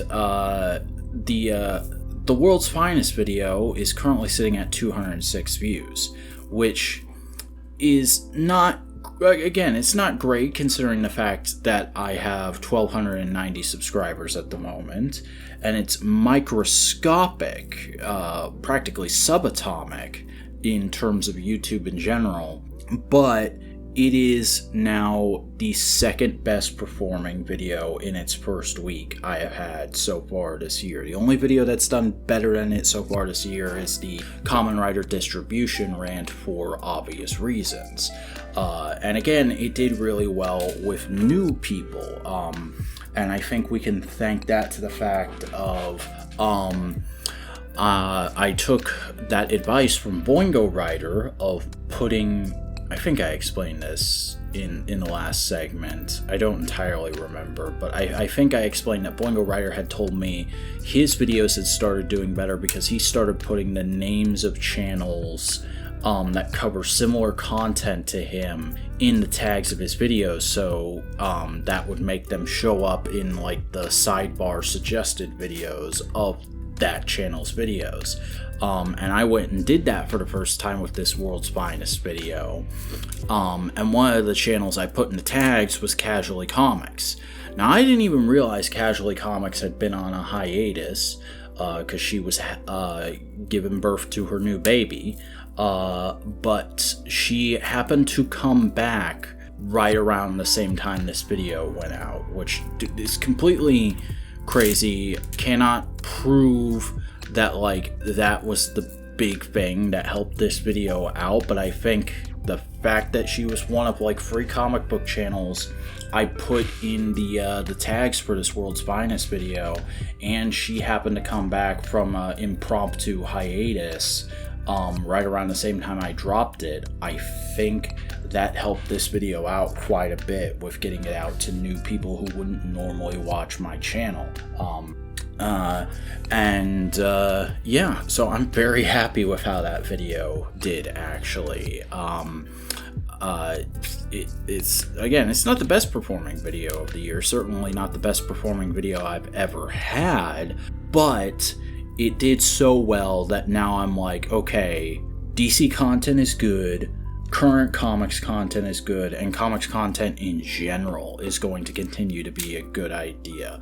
And that along with the next topic I'm going to get into actually caused me to alter my plans for next month, because I've altered the video plans for March like 3 or 4 times.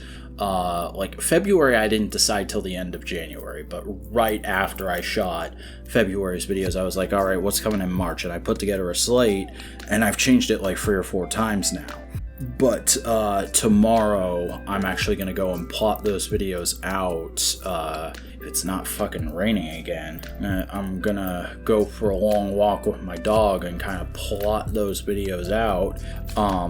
And then when I get home, I'll write down the bullet points of what I come up with so that I can just read those and then get it together on the spot when I'm recording. That's kind of been the process lately, though getting the dog involved and like specifically going for a walk to figure it out, that's something I decided I needed to start doing last month, where it was kind of piecemeal together the day before, and I was like, this is really inefficient. I should like have a general plan a week beforehand, and then like I can kind of iterate on it or tweak it the week leading up, and then, you know, on the day it's still a very natural what comes out, but it'll probably be a little more coherent and well structured. At least that's the theory. I don't know. I haven't put this into practice yet, but I'm going to.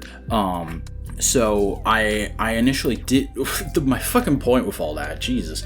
My initial plan did not involve a comic video. It was going to be mostly a toku-based month, and then this video started doing really well, and I was like, okay. Well, originally I had an idea that it was going to be like a quarterly rotation. You know, 1 month I do a Marvel video, 1 month I do a DC video, 1 month I do like a licensed comic, and 1 month I do an independent comic, unless I'm just out of things within one of those brackets to talk about, that I want to talk about, that I have things to say about, then in which case we just skip over it. But it'd be like every 4 months you repeat the cycle. And initially, because I was kind of nervous about the World's Finest video from the Vision video having underperformed, and then it started underperforming, I was like, well, shit, I guess we're not doing a comic video. Or initially I had left it off just cautiously, and I was like, well, I could do this if we're gonna have trouble with if comic content is gonna work. Oh god, it's way too late for me to be recording this. But then when that video did really well, I was like, okay, we got to get a comic video in here, and it's got to be one that can kind of snowball off of this thing's momentum.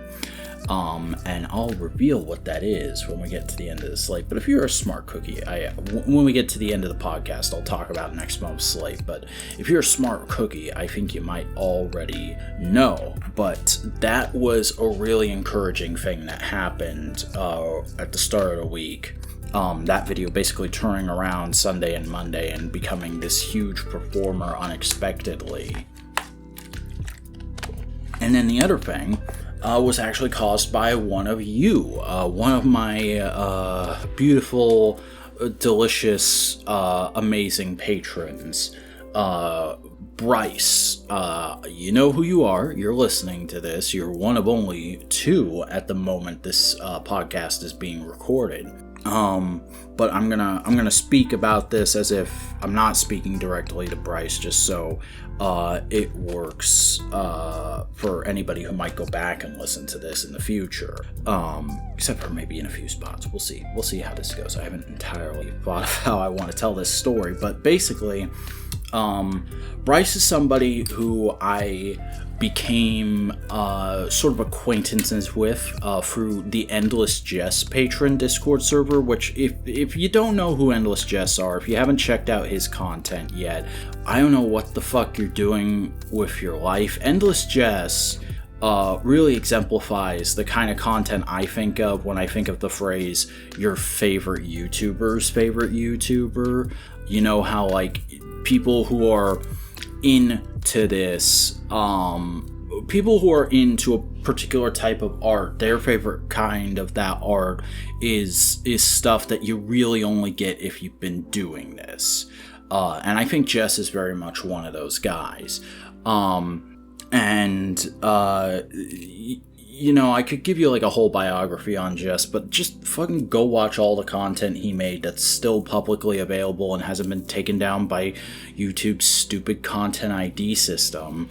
It is very of its time, and I don't 100% agree with all of his views, but I like the way he goes about expressing himself. I think each one of his videos is good in some way, and I really respect him as a creator, as an artist, and I think it's a real shame what ended up happening with him, which was he was kind of the person who inadvertently birthed the Procrastinators as an entity back when it was the Horseshoe Crew, and that group kind of got miasmaed and fell apart in a myriad of ways I could talk about here, but would take up way too much time, and that really burned him. And just the way a lot of people interacted with his art, a lot of the way people like left comments and shared his work really didn't sit right with him, to the point where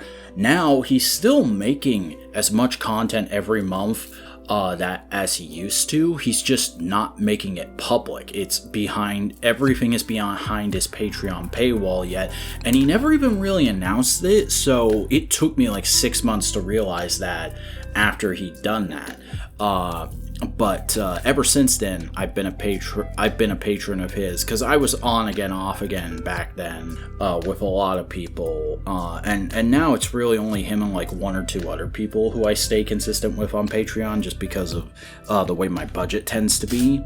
But ever since I found out that it was all behind a paywall, I've been a consistent patron of Jess. I hang out in his Discord server and post about stuff and talk to people there, and occasionally go on rants about stuff that's pissing me off, because there's a chat specifically for that.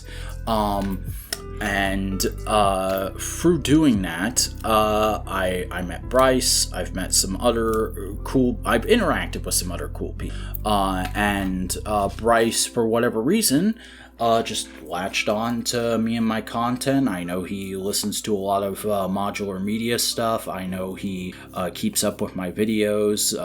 We'll like message back and forth on some things. And recently he had sent me a message at the start of the month, actually, saying like, hey man, I'm really enjoying the new direction, but I think this was in response to the Decker video, actually, but like the audio is real touch and go. Is there anything you can do about that? Could you not wear like a lapel mic? And I kind of had to explain to him, like, well, the way I record the videos right now is it's a lapel mic plugged into my phone, which is recording the video, and those are both mounted to a tripod, and generally that works well if I get the tripod close enough to me and it's not particularly windy, and I just remember to shut up whenever a plane is overhead or something like that. But with some videos I just don't, or I try to power through until it gets really loud and I'm like, oh well, certainly it can't hear me now. And that was a big problem with a few things this month. And I also said, like, I am planning on countering that eventually by buying just a good self-contained mic and using that to record the audio, and just doing the hold the mic up to your face thing with one of those. But all the ones I want and think would be good for this are like in the neighborhood of $200 to $300. So I was thinking I would do that like late summer, after I've taken care of some other big boy financial purchases I need to make. And Bryce was like, well, that's all well and good, but I'm summarizing here, by the way. Bryce was like, I still think you should probably make the improvement now. And I had sent Bryce like free microphones that were on my throne list, and said like, these are the one, this is the kind of thing I'm thinking of. And he's like, well, I would like to help you get one of those. I'm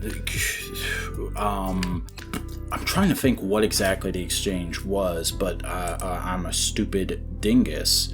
And I forget that you can just open up Discord and look at what was said. But yeah, okay, after reading that, Bryce basically offered to buy me a microphone, and then I had sent him the link saying like, well, this is what I'm thinking of, and that's a lot of money, and also because we're in the server together and we both complain about our work in there sometimes, and just what's going on in our lives. I know you've been sick recently and you missed a lot of work, so don't like put a huge fucking dent in your paycheck on my account. Fucking ride it out and take care of yourself first, buddy. And I think Bryce said something to the effect of like, yeah, that's fair. Let me see what my next paycheck is and I'll get back to you. And after that, I fully expected that I just wasn't going to hear anything else about this. Because I figured Bryce's next check would be really lean and he might have to make just sacrifices in general to get through to the next one. But come, I believe it was Monday? Was it? Oh god, I should have read the dates on that too. I'm being real stupid tonight. No, okay, this was Saturday. On Saturday, Bryce messaged me and said, hey, I got my check. I can put about $125 towards this thing. Do you still want to do it? And, I completely forgot about this part. On that same day, or no, on Friday, I had gotten my tax return, which was about $400, because I'm working a government job now, so they're a lot better at knowing exactly how much I need to give the government off the bat. I don't get a lot held back for taxes anymore, but that means I have more in general during the month and stuff like that, so that's kind of okay with me. But I had gotten $400, and initially when I did my taxes, and I saw that was going to be my return, I figured I would just throw that in savings, and that would be like my breaking case of glass, but also like, hey, when the HISS tanks start shipping, they're probably going to go for like $600, so if I could save just a little bit more back, I could probably buy a HISS tank when they ship, because I'm still fucking sore about having to cancel that due to car issues.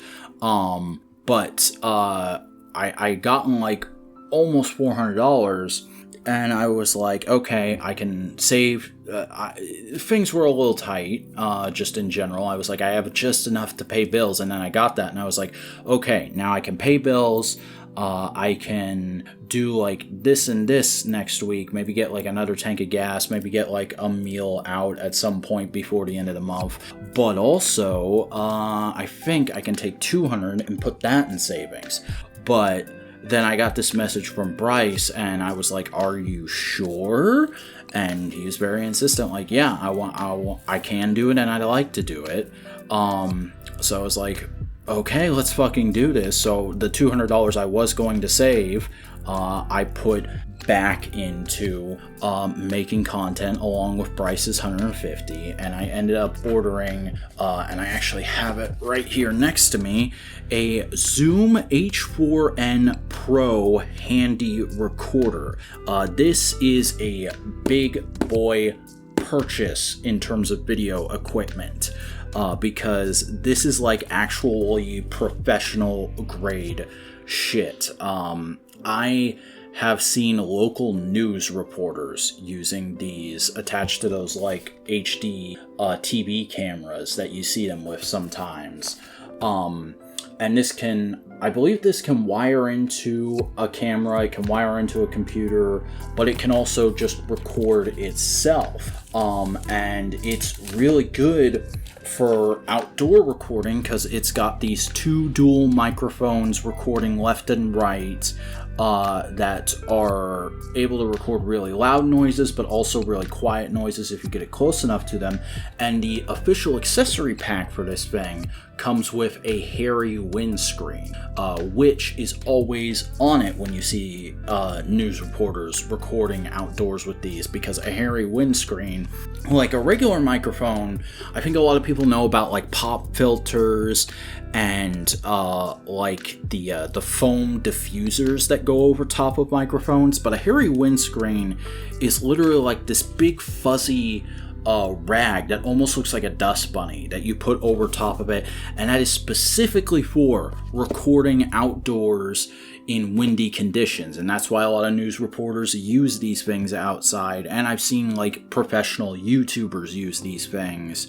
And I want to use this to record the audio for my videos from now on. Now, I haven't actually opened this thing or looked at a tutorial for it or really gotten into it at all yet. That's going to be something I do later in the weekend, because I want to have like a general understanding of how to use it so that I can do it with the March batch of videos. I want to record the audio for it on that, and then record the video with my phone still until I can get a new dedicated camera, which I guess is like the next big step for my content as far as that goes. Not entirely sure when that's going to happen, but Bryce, since I know you're listening, you don't need to help me buy a camera as well. That will happen probably before the end of the year by my own volition. But dude, I really appreciate that you bought this thing for me, because this is going to help my content out so much. I know bad sound quality bothers people much more than bad video quality does, at least right off the bat.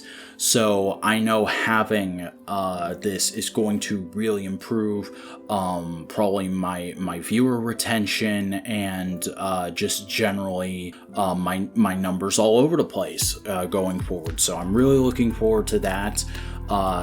The only thing I could possibly say that I don't like about it is it's a shame I didn't do this sooner. It's a shame I didn't spend all my own money to do this, like right at the beginning of the year.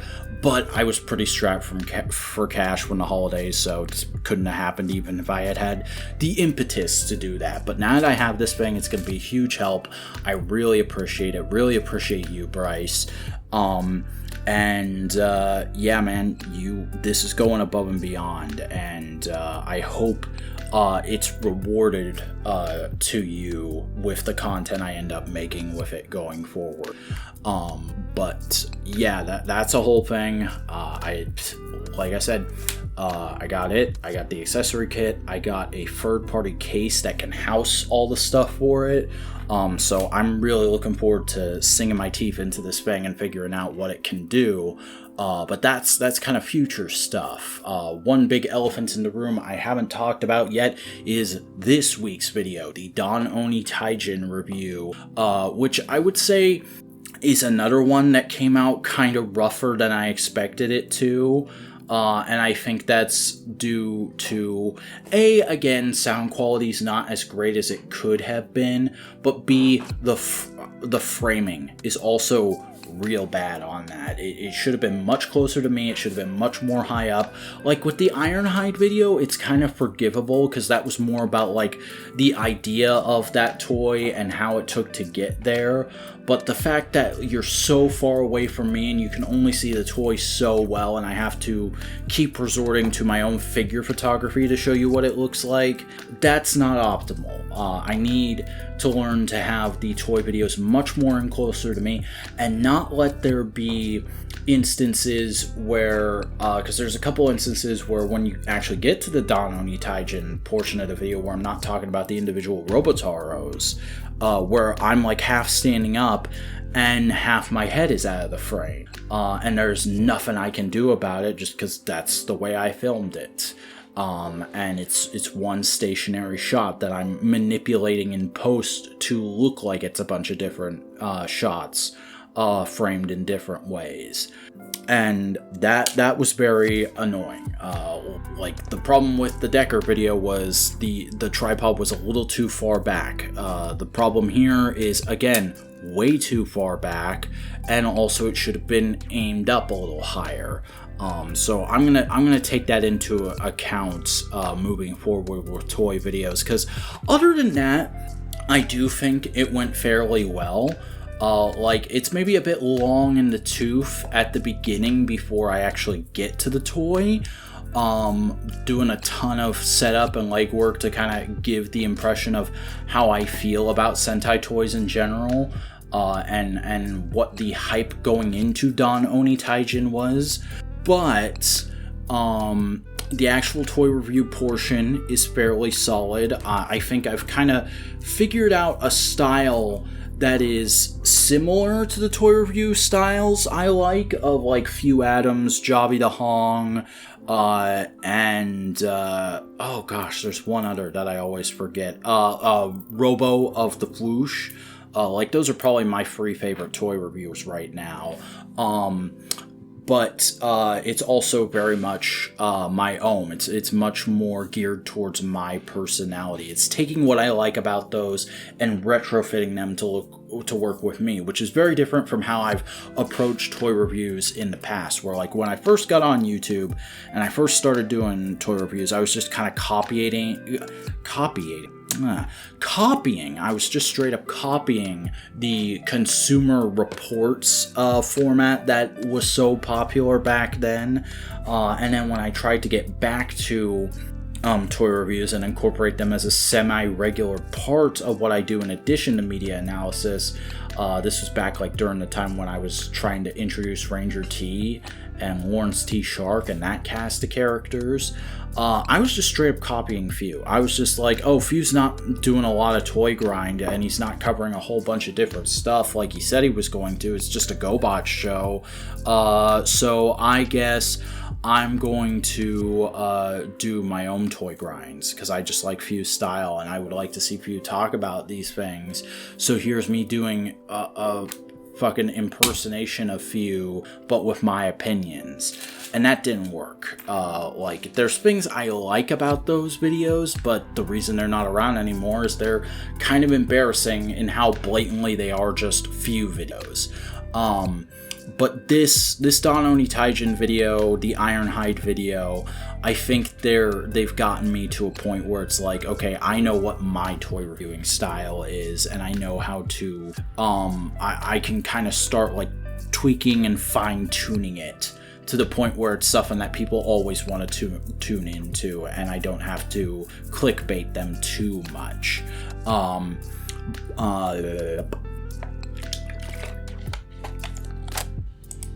And it's also been performing fairly well, you know, it's not doing banger numbers so far, and it's been out for a couple of days, so I actually feel more comfortable saying that than I do about my initial impressions on the World's Finest video. It has stagnated a bit. It only got like 4 or 5 new views today, but it's very average in the numbers it's gotten in its initial first 2 days.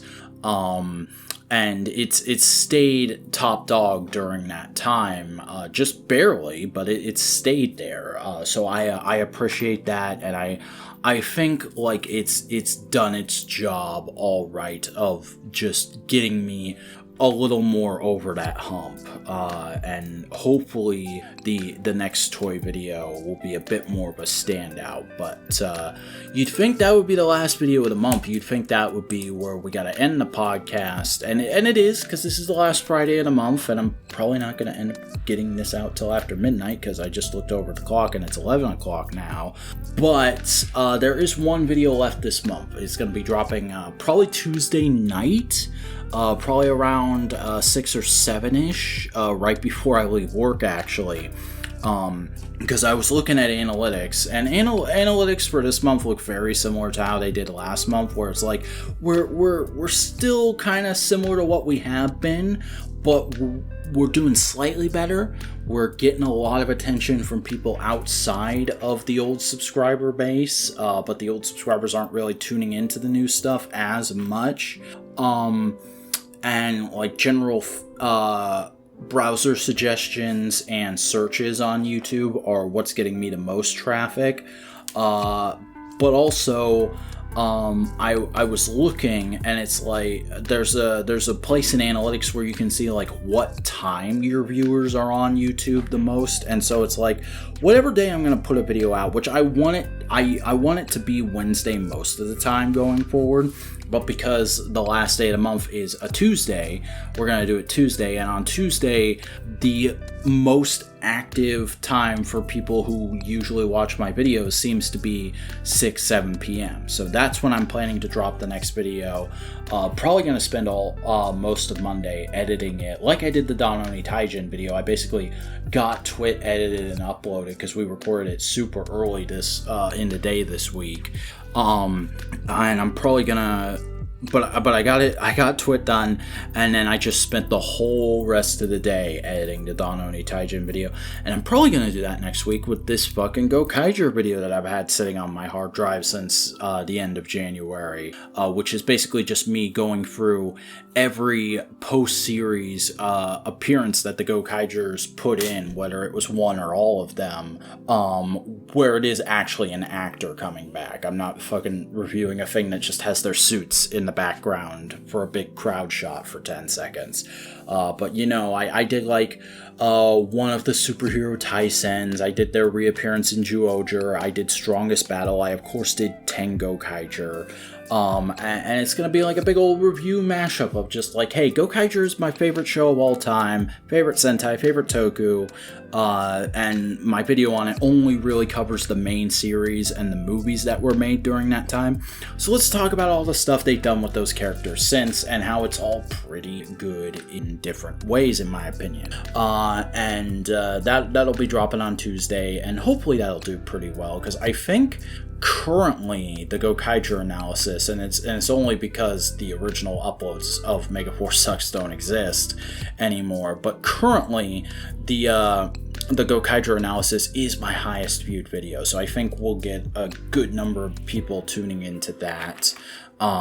Though I'm not expecting it to do. I'm gonna keep my expectations realistic. I'm expecting good numbers, but I'm not expecting crazy numbers, at least not right off the bat, because hey, those views on the Gokaiger analysis are accumulated over time. I mean, even now, it still gets like 15 to 35 new views a month, and that video is like, oh god, that video's got to be getting close to like 8 years old now. When was that? Let me go in and see. 2016, July 13th, 2016 is when I put that out, and that's currently the oldest still public video on my channel. So yeah, that's kind of crazy. That video is getting close. Oh, it's closer to 10 years than I'd like to admit. Oof. But yeah, nice follow-up to that is coming at the end of the month. Before I close this out talking about what is coming next month, I should probably follow up and say like, hey, I did finish DuckTales Season 3, which makes me have completed the show in general, and it was fucking great. I don't want to get into super crazy spoilers, but I really liked DuckTales 2017. I'm not the biggest Disney nerd or fan in general. I've always been like a casual fan of Goofy. I've had a few of the animated cartoons about the stuff about the main Disney cast of like, Mickey and his pals. There's a few of those that I really like. Like I like Mickey's Magical Christmas and some shit like that. I was a big Goof Troop viewer back in the day, and I saw the Goofy movies a handful of times. I was generally a Goofy fan until this show full on turned me into a Donald Duck fan. I love the portrayal of Donald Duck in this. I love the portrayal of a lot of the characters in this, and it got me a lot interested in Disney lore in a way that I haven't been in a long time, because I've always been more a fan of, in the time where I've been online, I've been more a fan of the licenses Disney has, Marvel and Star Wars, than I have been of Disney itself, mainly because they haven't really put out an amazing mainline animated feature in a while, and when they do, it just kind of comes and goes for me. Like the last one I remember really getting into is I saw Moana in theaters and I really liked it, and I was into it right up until it came out on Blu-ray, and I watched it a second time and I was like, I mean, this is still good, but I'm not as into it as I was. And fucking Pixar's been dog shit for years now. Ugh. I don't even want to get into Pixar because I'll just go on a giant rant. But as far as like actual, Mickey and Pals Disney shit, this is the most I've been into a Disney thing in a long time. Because for a long time it's just been Marvel and Star Wars, and occasionally I'll look in on one of their original Disney Channel animated shows. I really liked Amphibia. I've been really liking Owl House. I'm looking forward to the supposed finale of that, because I know they've said there's a possibility they could still do more down the line, but I'm pretty sure the next special is going to be the series finale. And Owl House has been real good.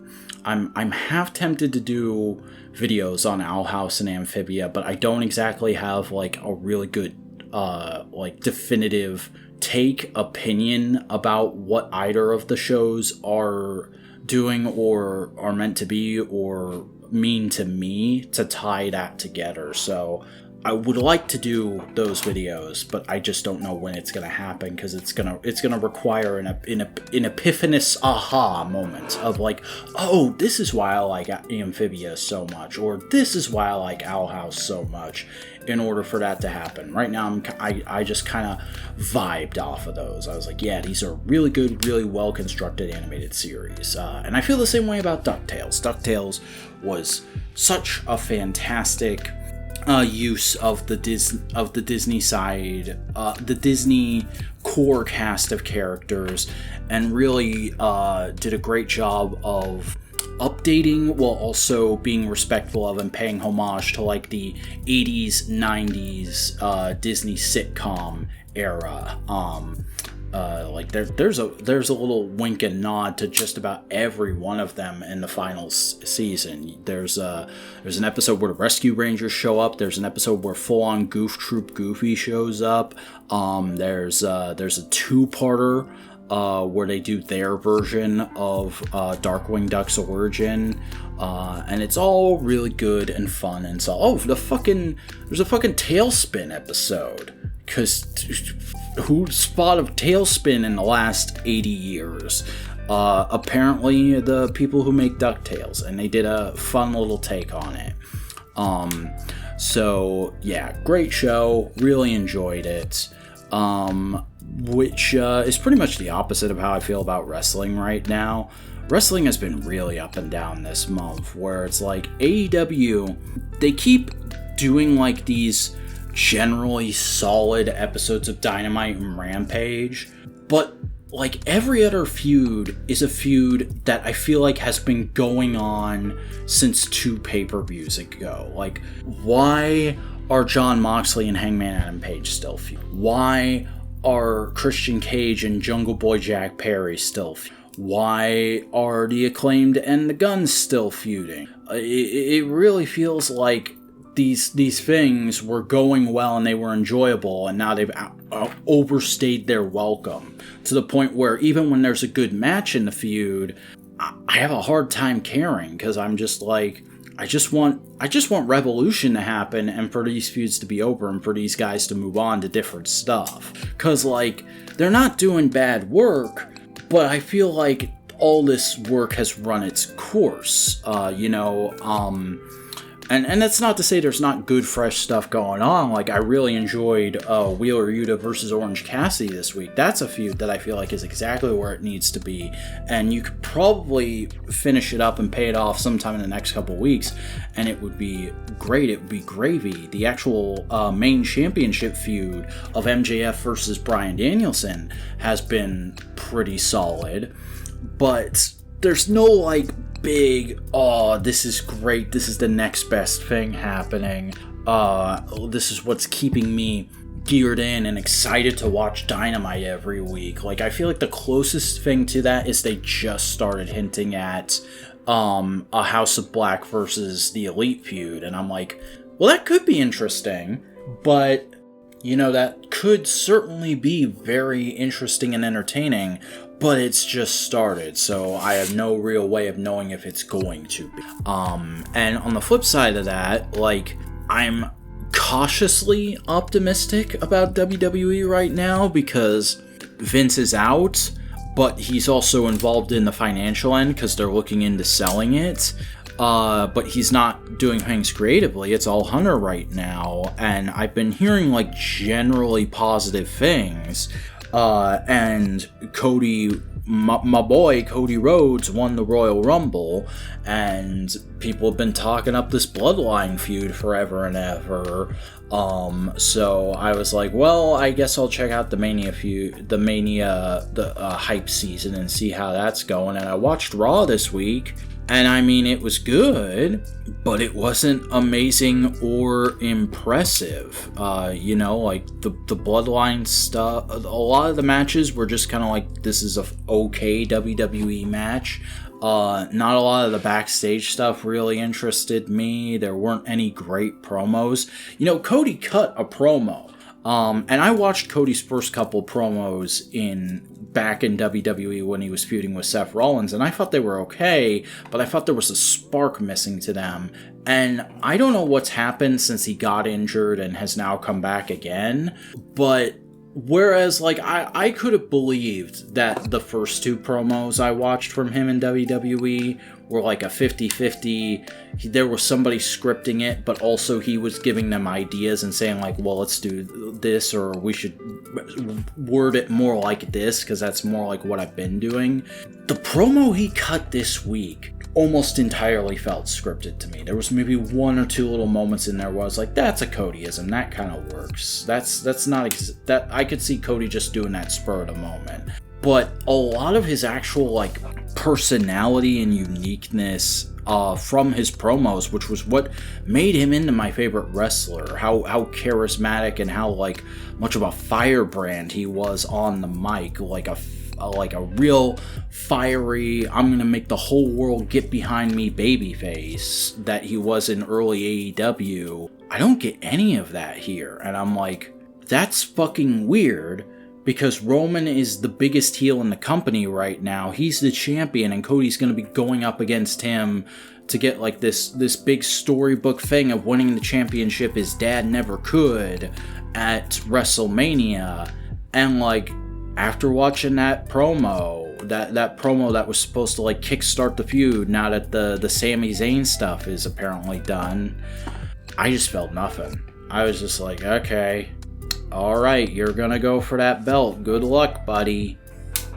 Like, it's fucking WrestleMania, man. You gotta really get some oomph in there. You gotta really make me believe and want to see this happen. For me to sit down and watch, like, a fucking 8-hour show that WrestleMania ends up being every year now.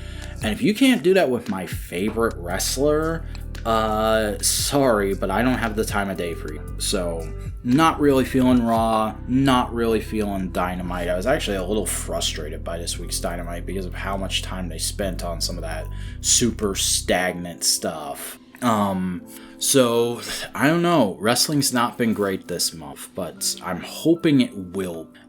Just once we get past AEW Revolution, I can hopefully get invested in that company again, because there's cool stuff that could potentially happen. It's just not exactly firing off right now. But I'll tell you what has been happening. What has been firing off is, because I've been doing fairly well this month financially, and I've been on my big health kick, which is going pretty well.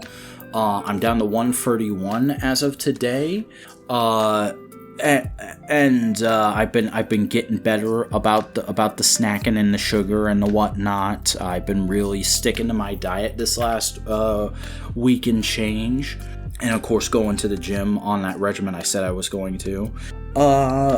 I've also been, constantly in need of fresh veggies for the food I'm making, and so I've been making a lot more trips to the grocery store. And I started off this year going to Walmart, because initially for my first couple grocery trips, my first big grocery trips of the year, I needed not only food, but a lot of stuff that wasn't food that I knew I'd have to either go to a specific store to get, or I could go to Walmart and get it at the same time as I got food. So I was doing that, and like, I'm not one of those people who's like, Walmart is the worst place on earth, but Walmart is pretty fucking depressing to be in these days. And it's also just like a huge fucking trap for me, trying to save money and trying to cut down on my toy collecting, because big fucking toy aisles right there, and because of my OCD and paranoia, if I'm gonna go into Walmart, I gotta check and see if they've got anything new in that I'd want and can afford. And the answer is almost always no. Like, stuff doesn't peg warm in the traditional sense if it's all the same thing here, but you'll generally have like a week where a new or like a couple weeks where a new wave of stuffing is going in and out of the shelves, and then it will just be there, and it will just be there for months and months on end until the next wave starts showing up, and then they'll throw that shit in clearance. That's how things work at both the Walmarts and the Targets around here for me.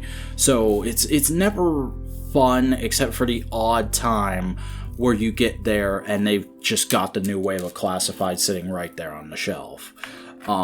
So not having a lot of great times doing that. But then I went into Publix to get sushi for lunch one Monday after the gym, and I kind of realized, like, oh yeah, that's right, it's probably a better idea to just go to stores that only really do food groceries if that's the main thing I need.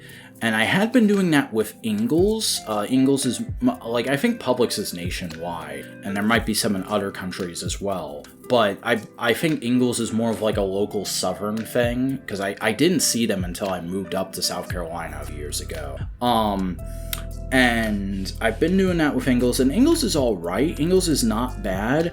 But man, it like, I've been to Publix so many times since that instance of going to get sushi, because Publix has good fresh sushi for a reasonable price that's always just right there at the not the deli counter. They have like a specific counter for these like professional chefs cutting up and packaging up raw fish for people to buy and either eat or cook, depending on what your preference is. Ingles doesn't have that. Like, I get the feeling their sushi is made in-house, but it's made in-house once like every couple days, and it just sits there until it's expired, and it's kind of a crapshoot on whether you're getting it at its freshest or not. Publix, you get the feeling that shit is made daily, and it looks good, and sometimes when you go there will be a chef behind the counter making like some boxes to put in the display, and that's always a nice little interaction when you go to grab it and they say hi. And not only that, but like, Publix's deli is much more robust. They have a much wider section. Their aisles always come off a little cleaner and more well organized. Their employees never feel like they're hovering, like they want you to get in and get out, or like you're bothering them, or like they're gonna bother you, or any of that. Publix employees are always just there doing their thing. They don't seem too upset about the fact that they're there. But they also seem like they'll be happy to help if you go up and ask them, but they're also as happy not to help. You know, it's a nice balance.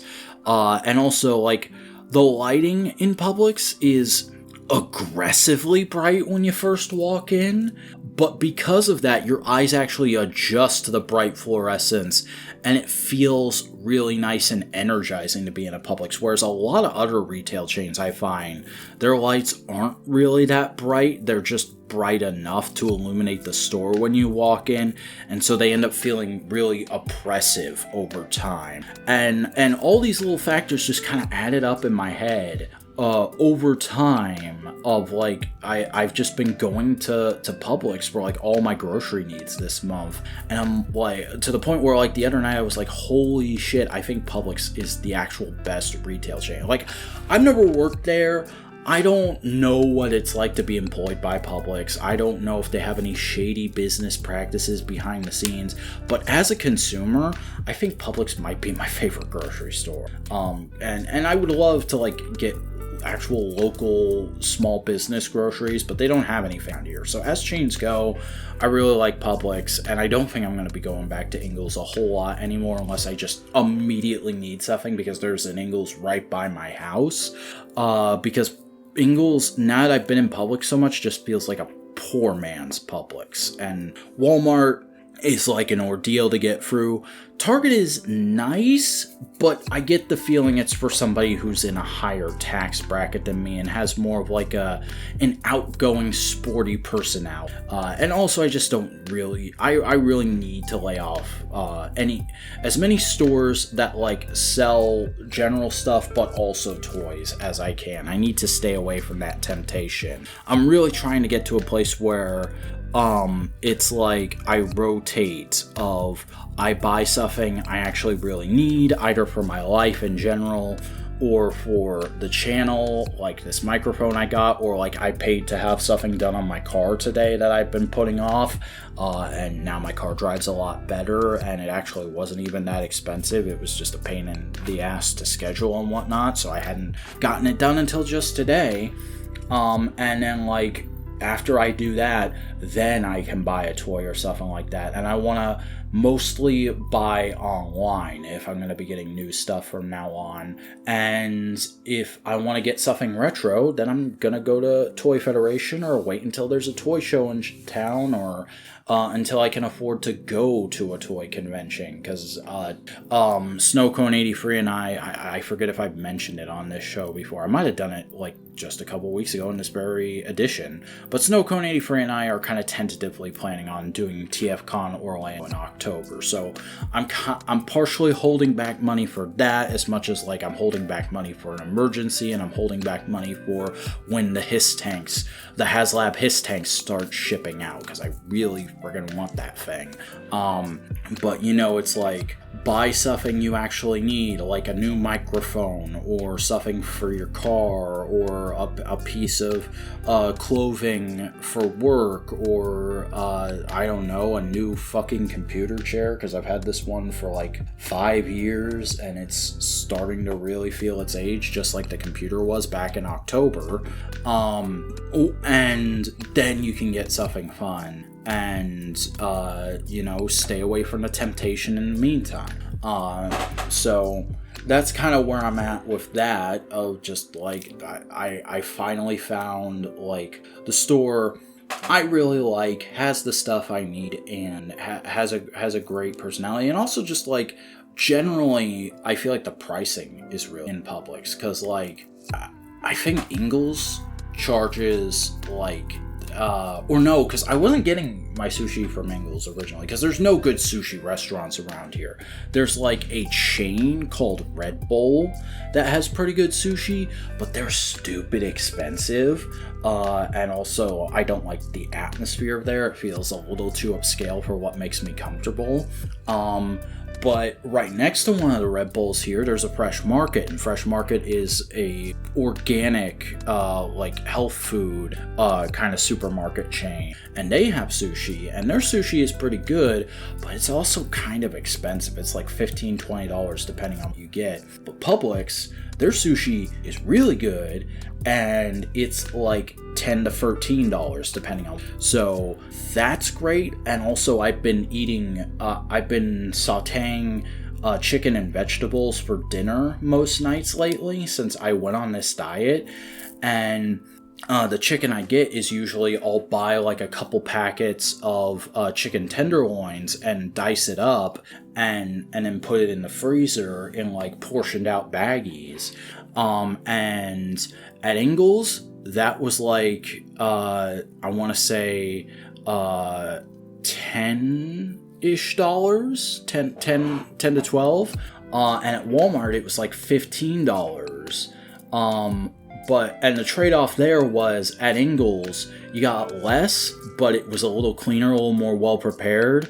But at Publix, you got a lot more, but there was a lot more like fat and shit you had to cut off.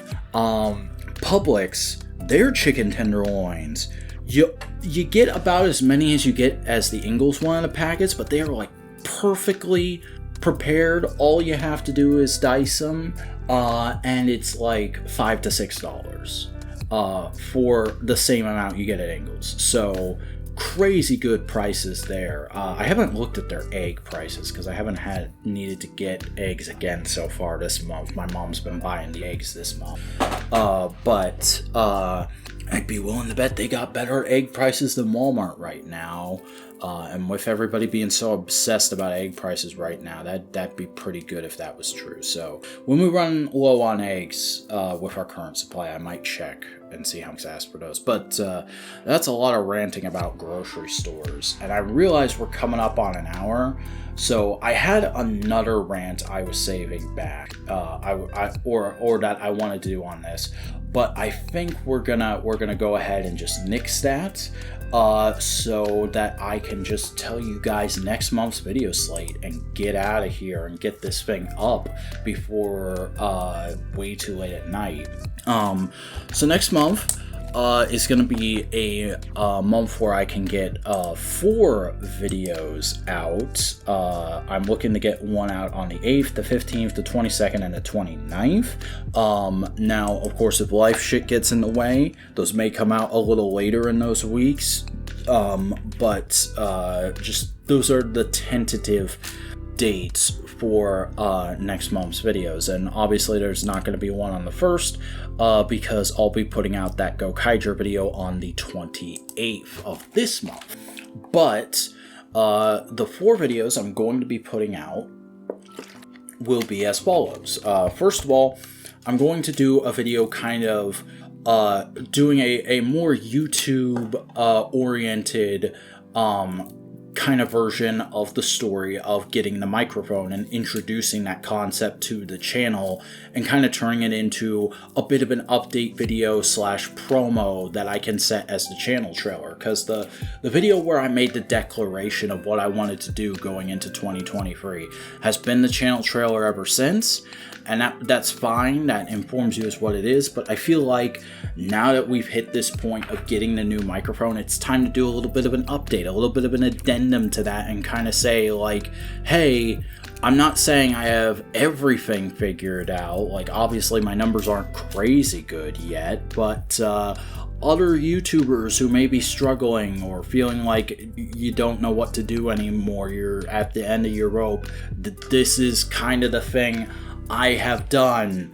at the start of this year and have been consistently doing so far this year, and this is kind of the proof that it's working, that we're starting to gain a bit of momentum. And I want to do like semi-regular check-ins kind of like that going forward. I don't want to like say like, oh, every quarter we're going to have a state of the Vacuuminator channel address as a public video. But, you know, just when the inspiration strikes me or I feel like it's the right time to do something like that, I want to do something like that going forward. And getting this microphone, making this happen, having this big equipment upgrade, I feel like this is the time to start doing that and to introduce that concept.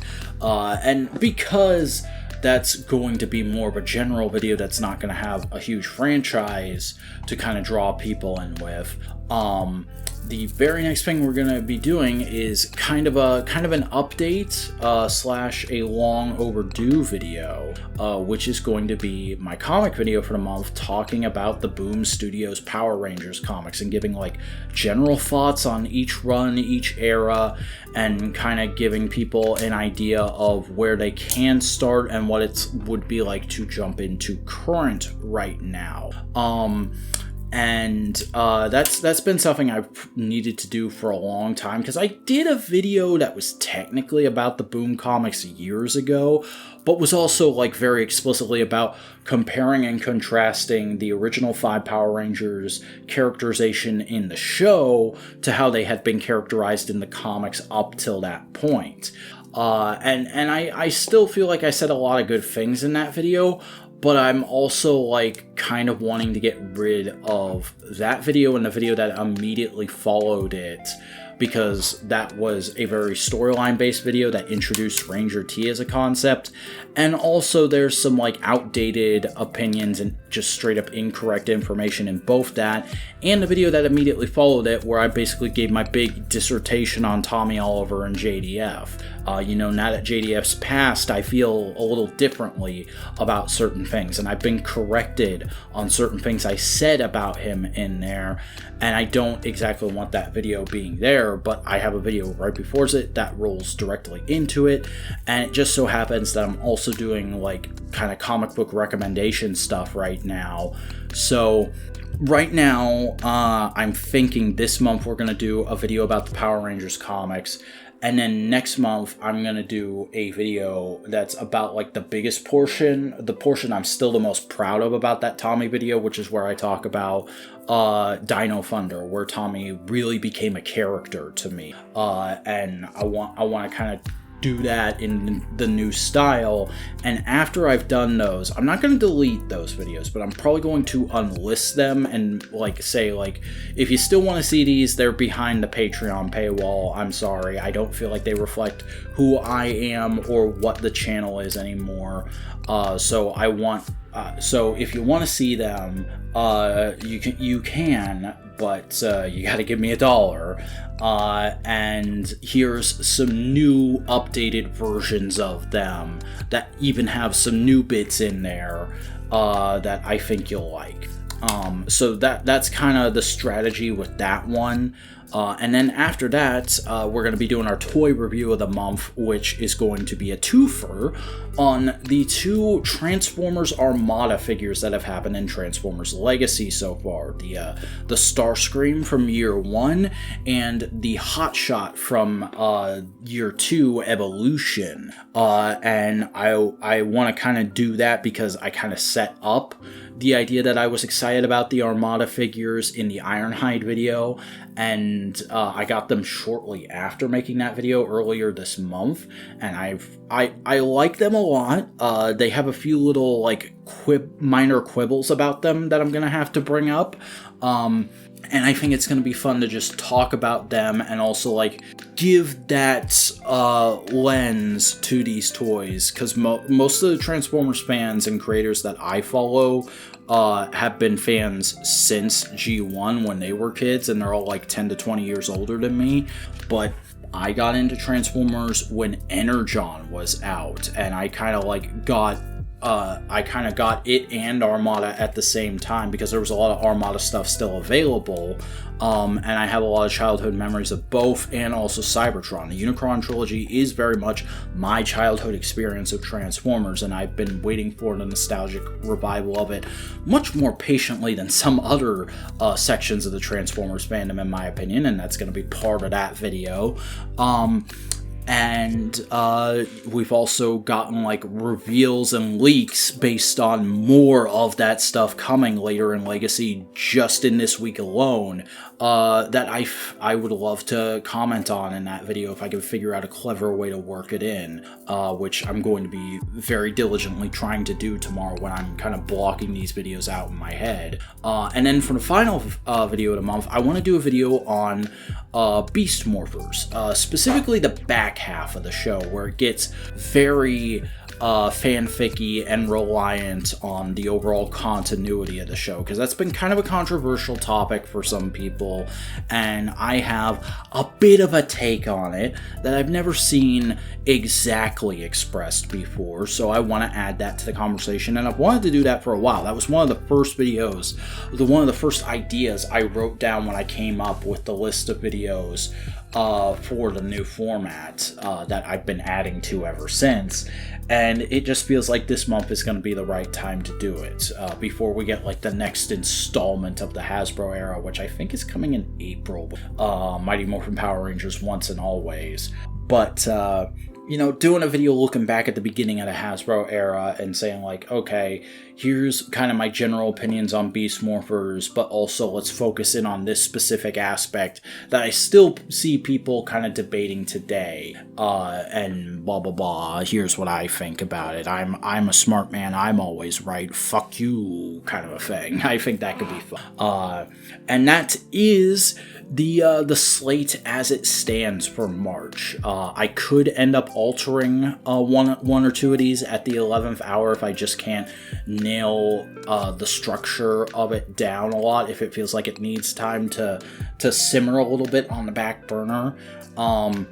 But as it is, that is the card, even though the card is always subject to change. And that is going to do it for the production diary for... I just dropped something.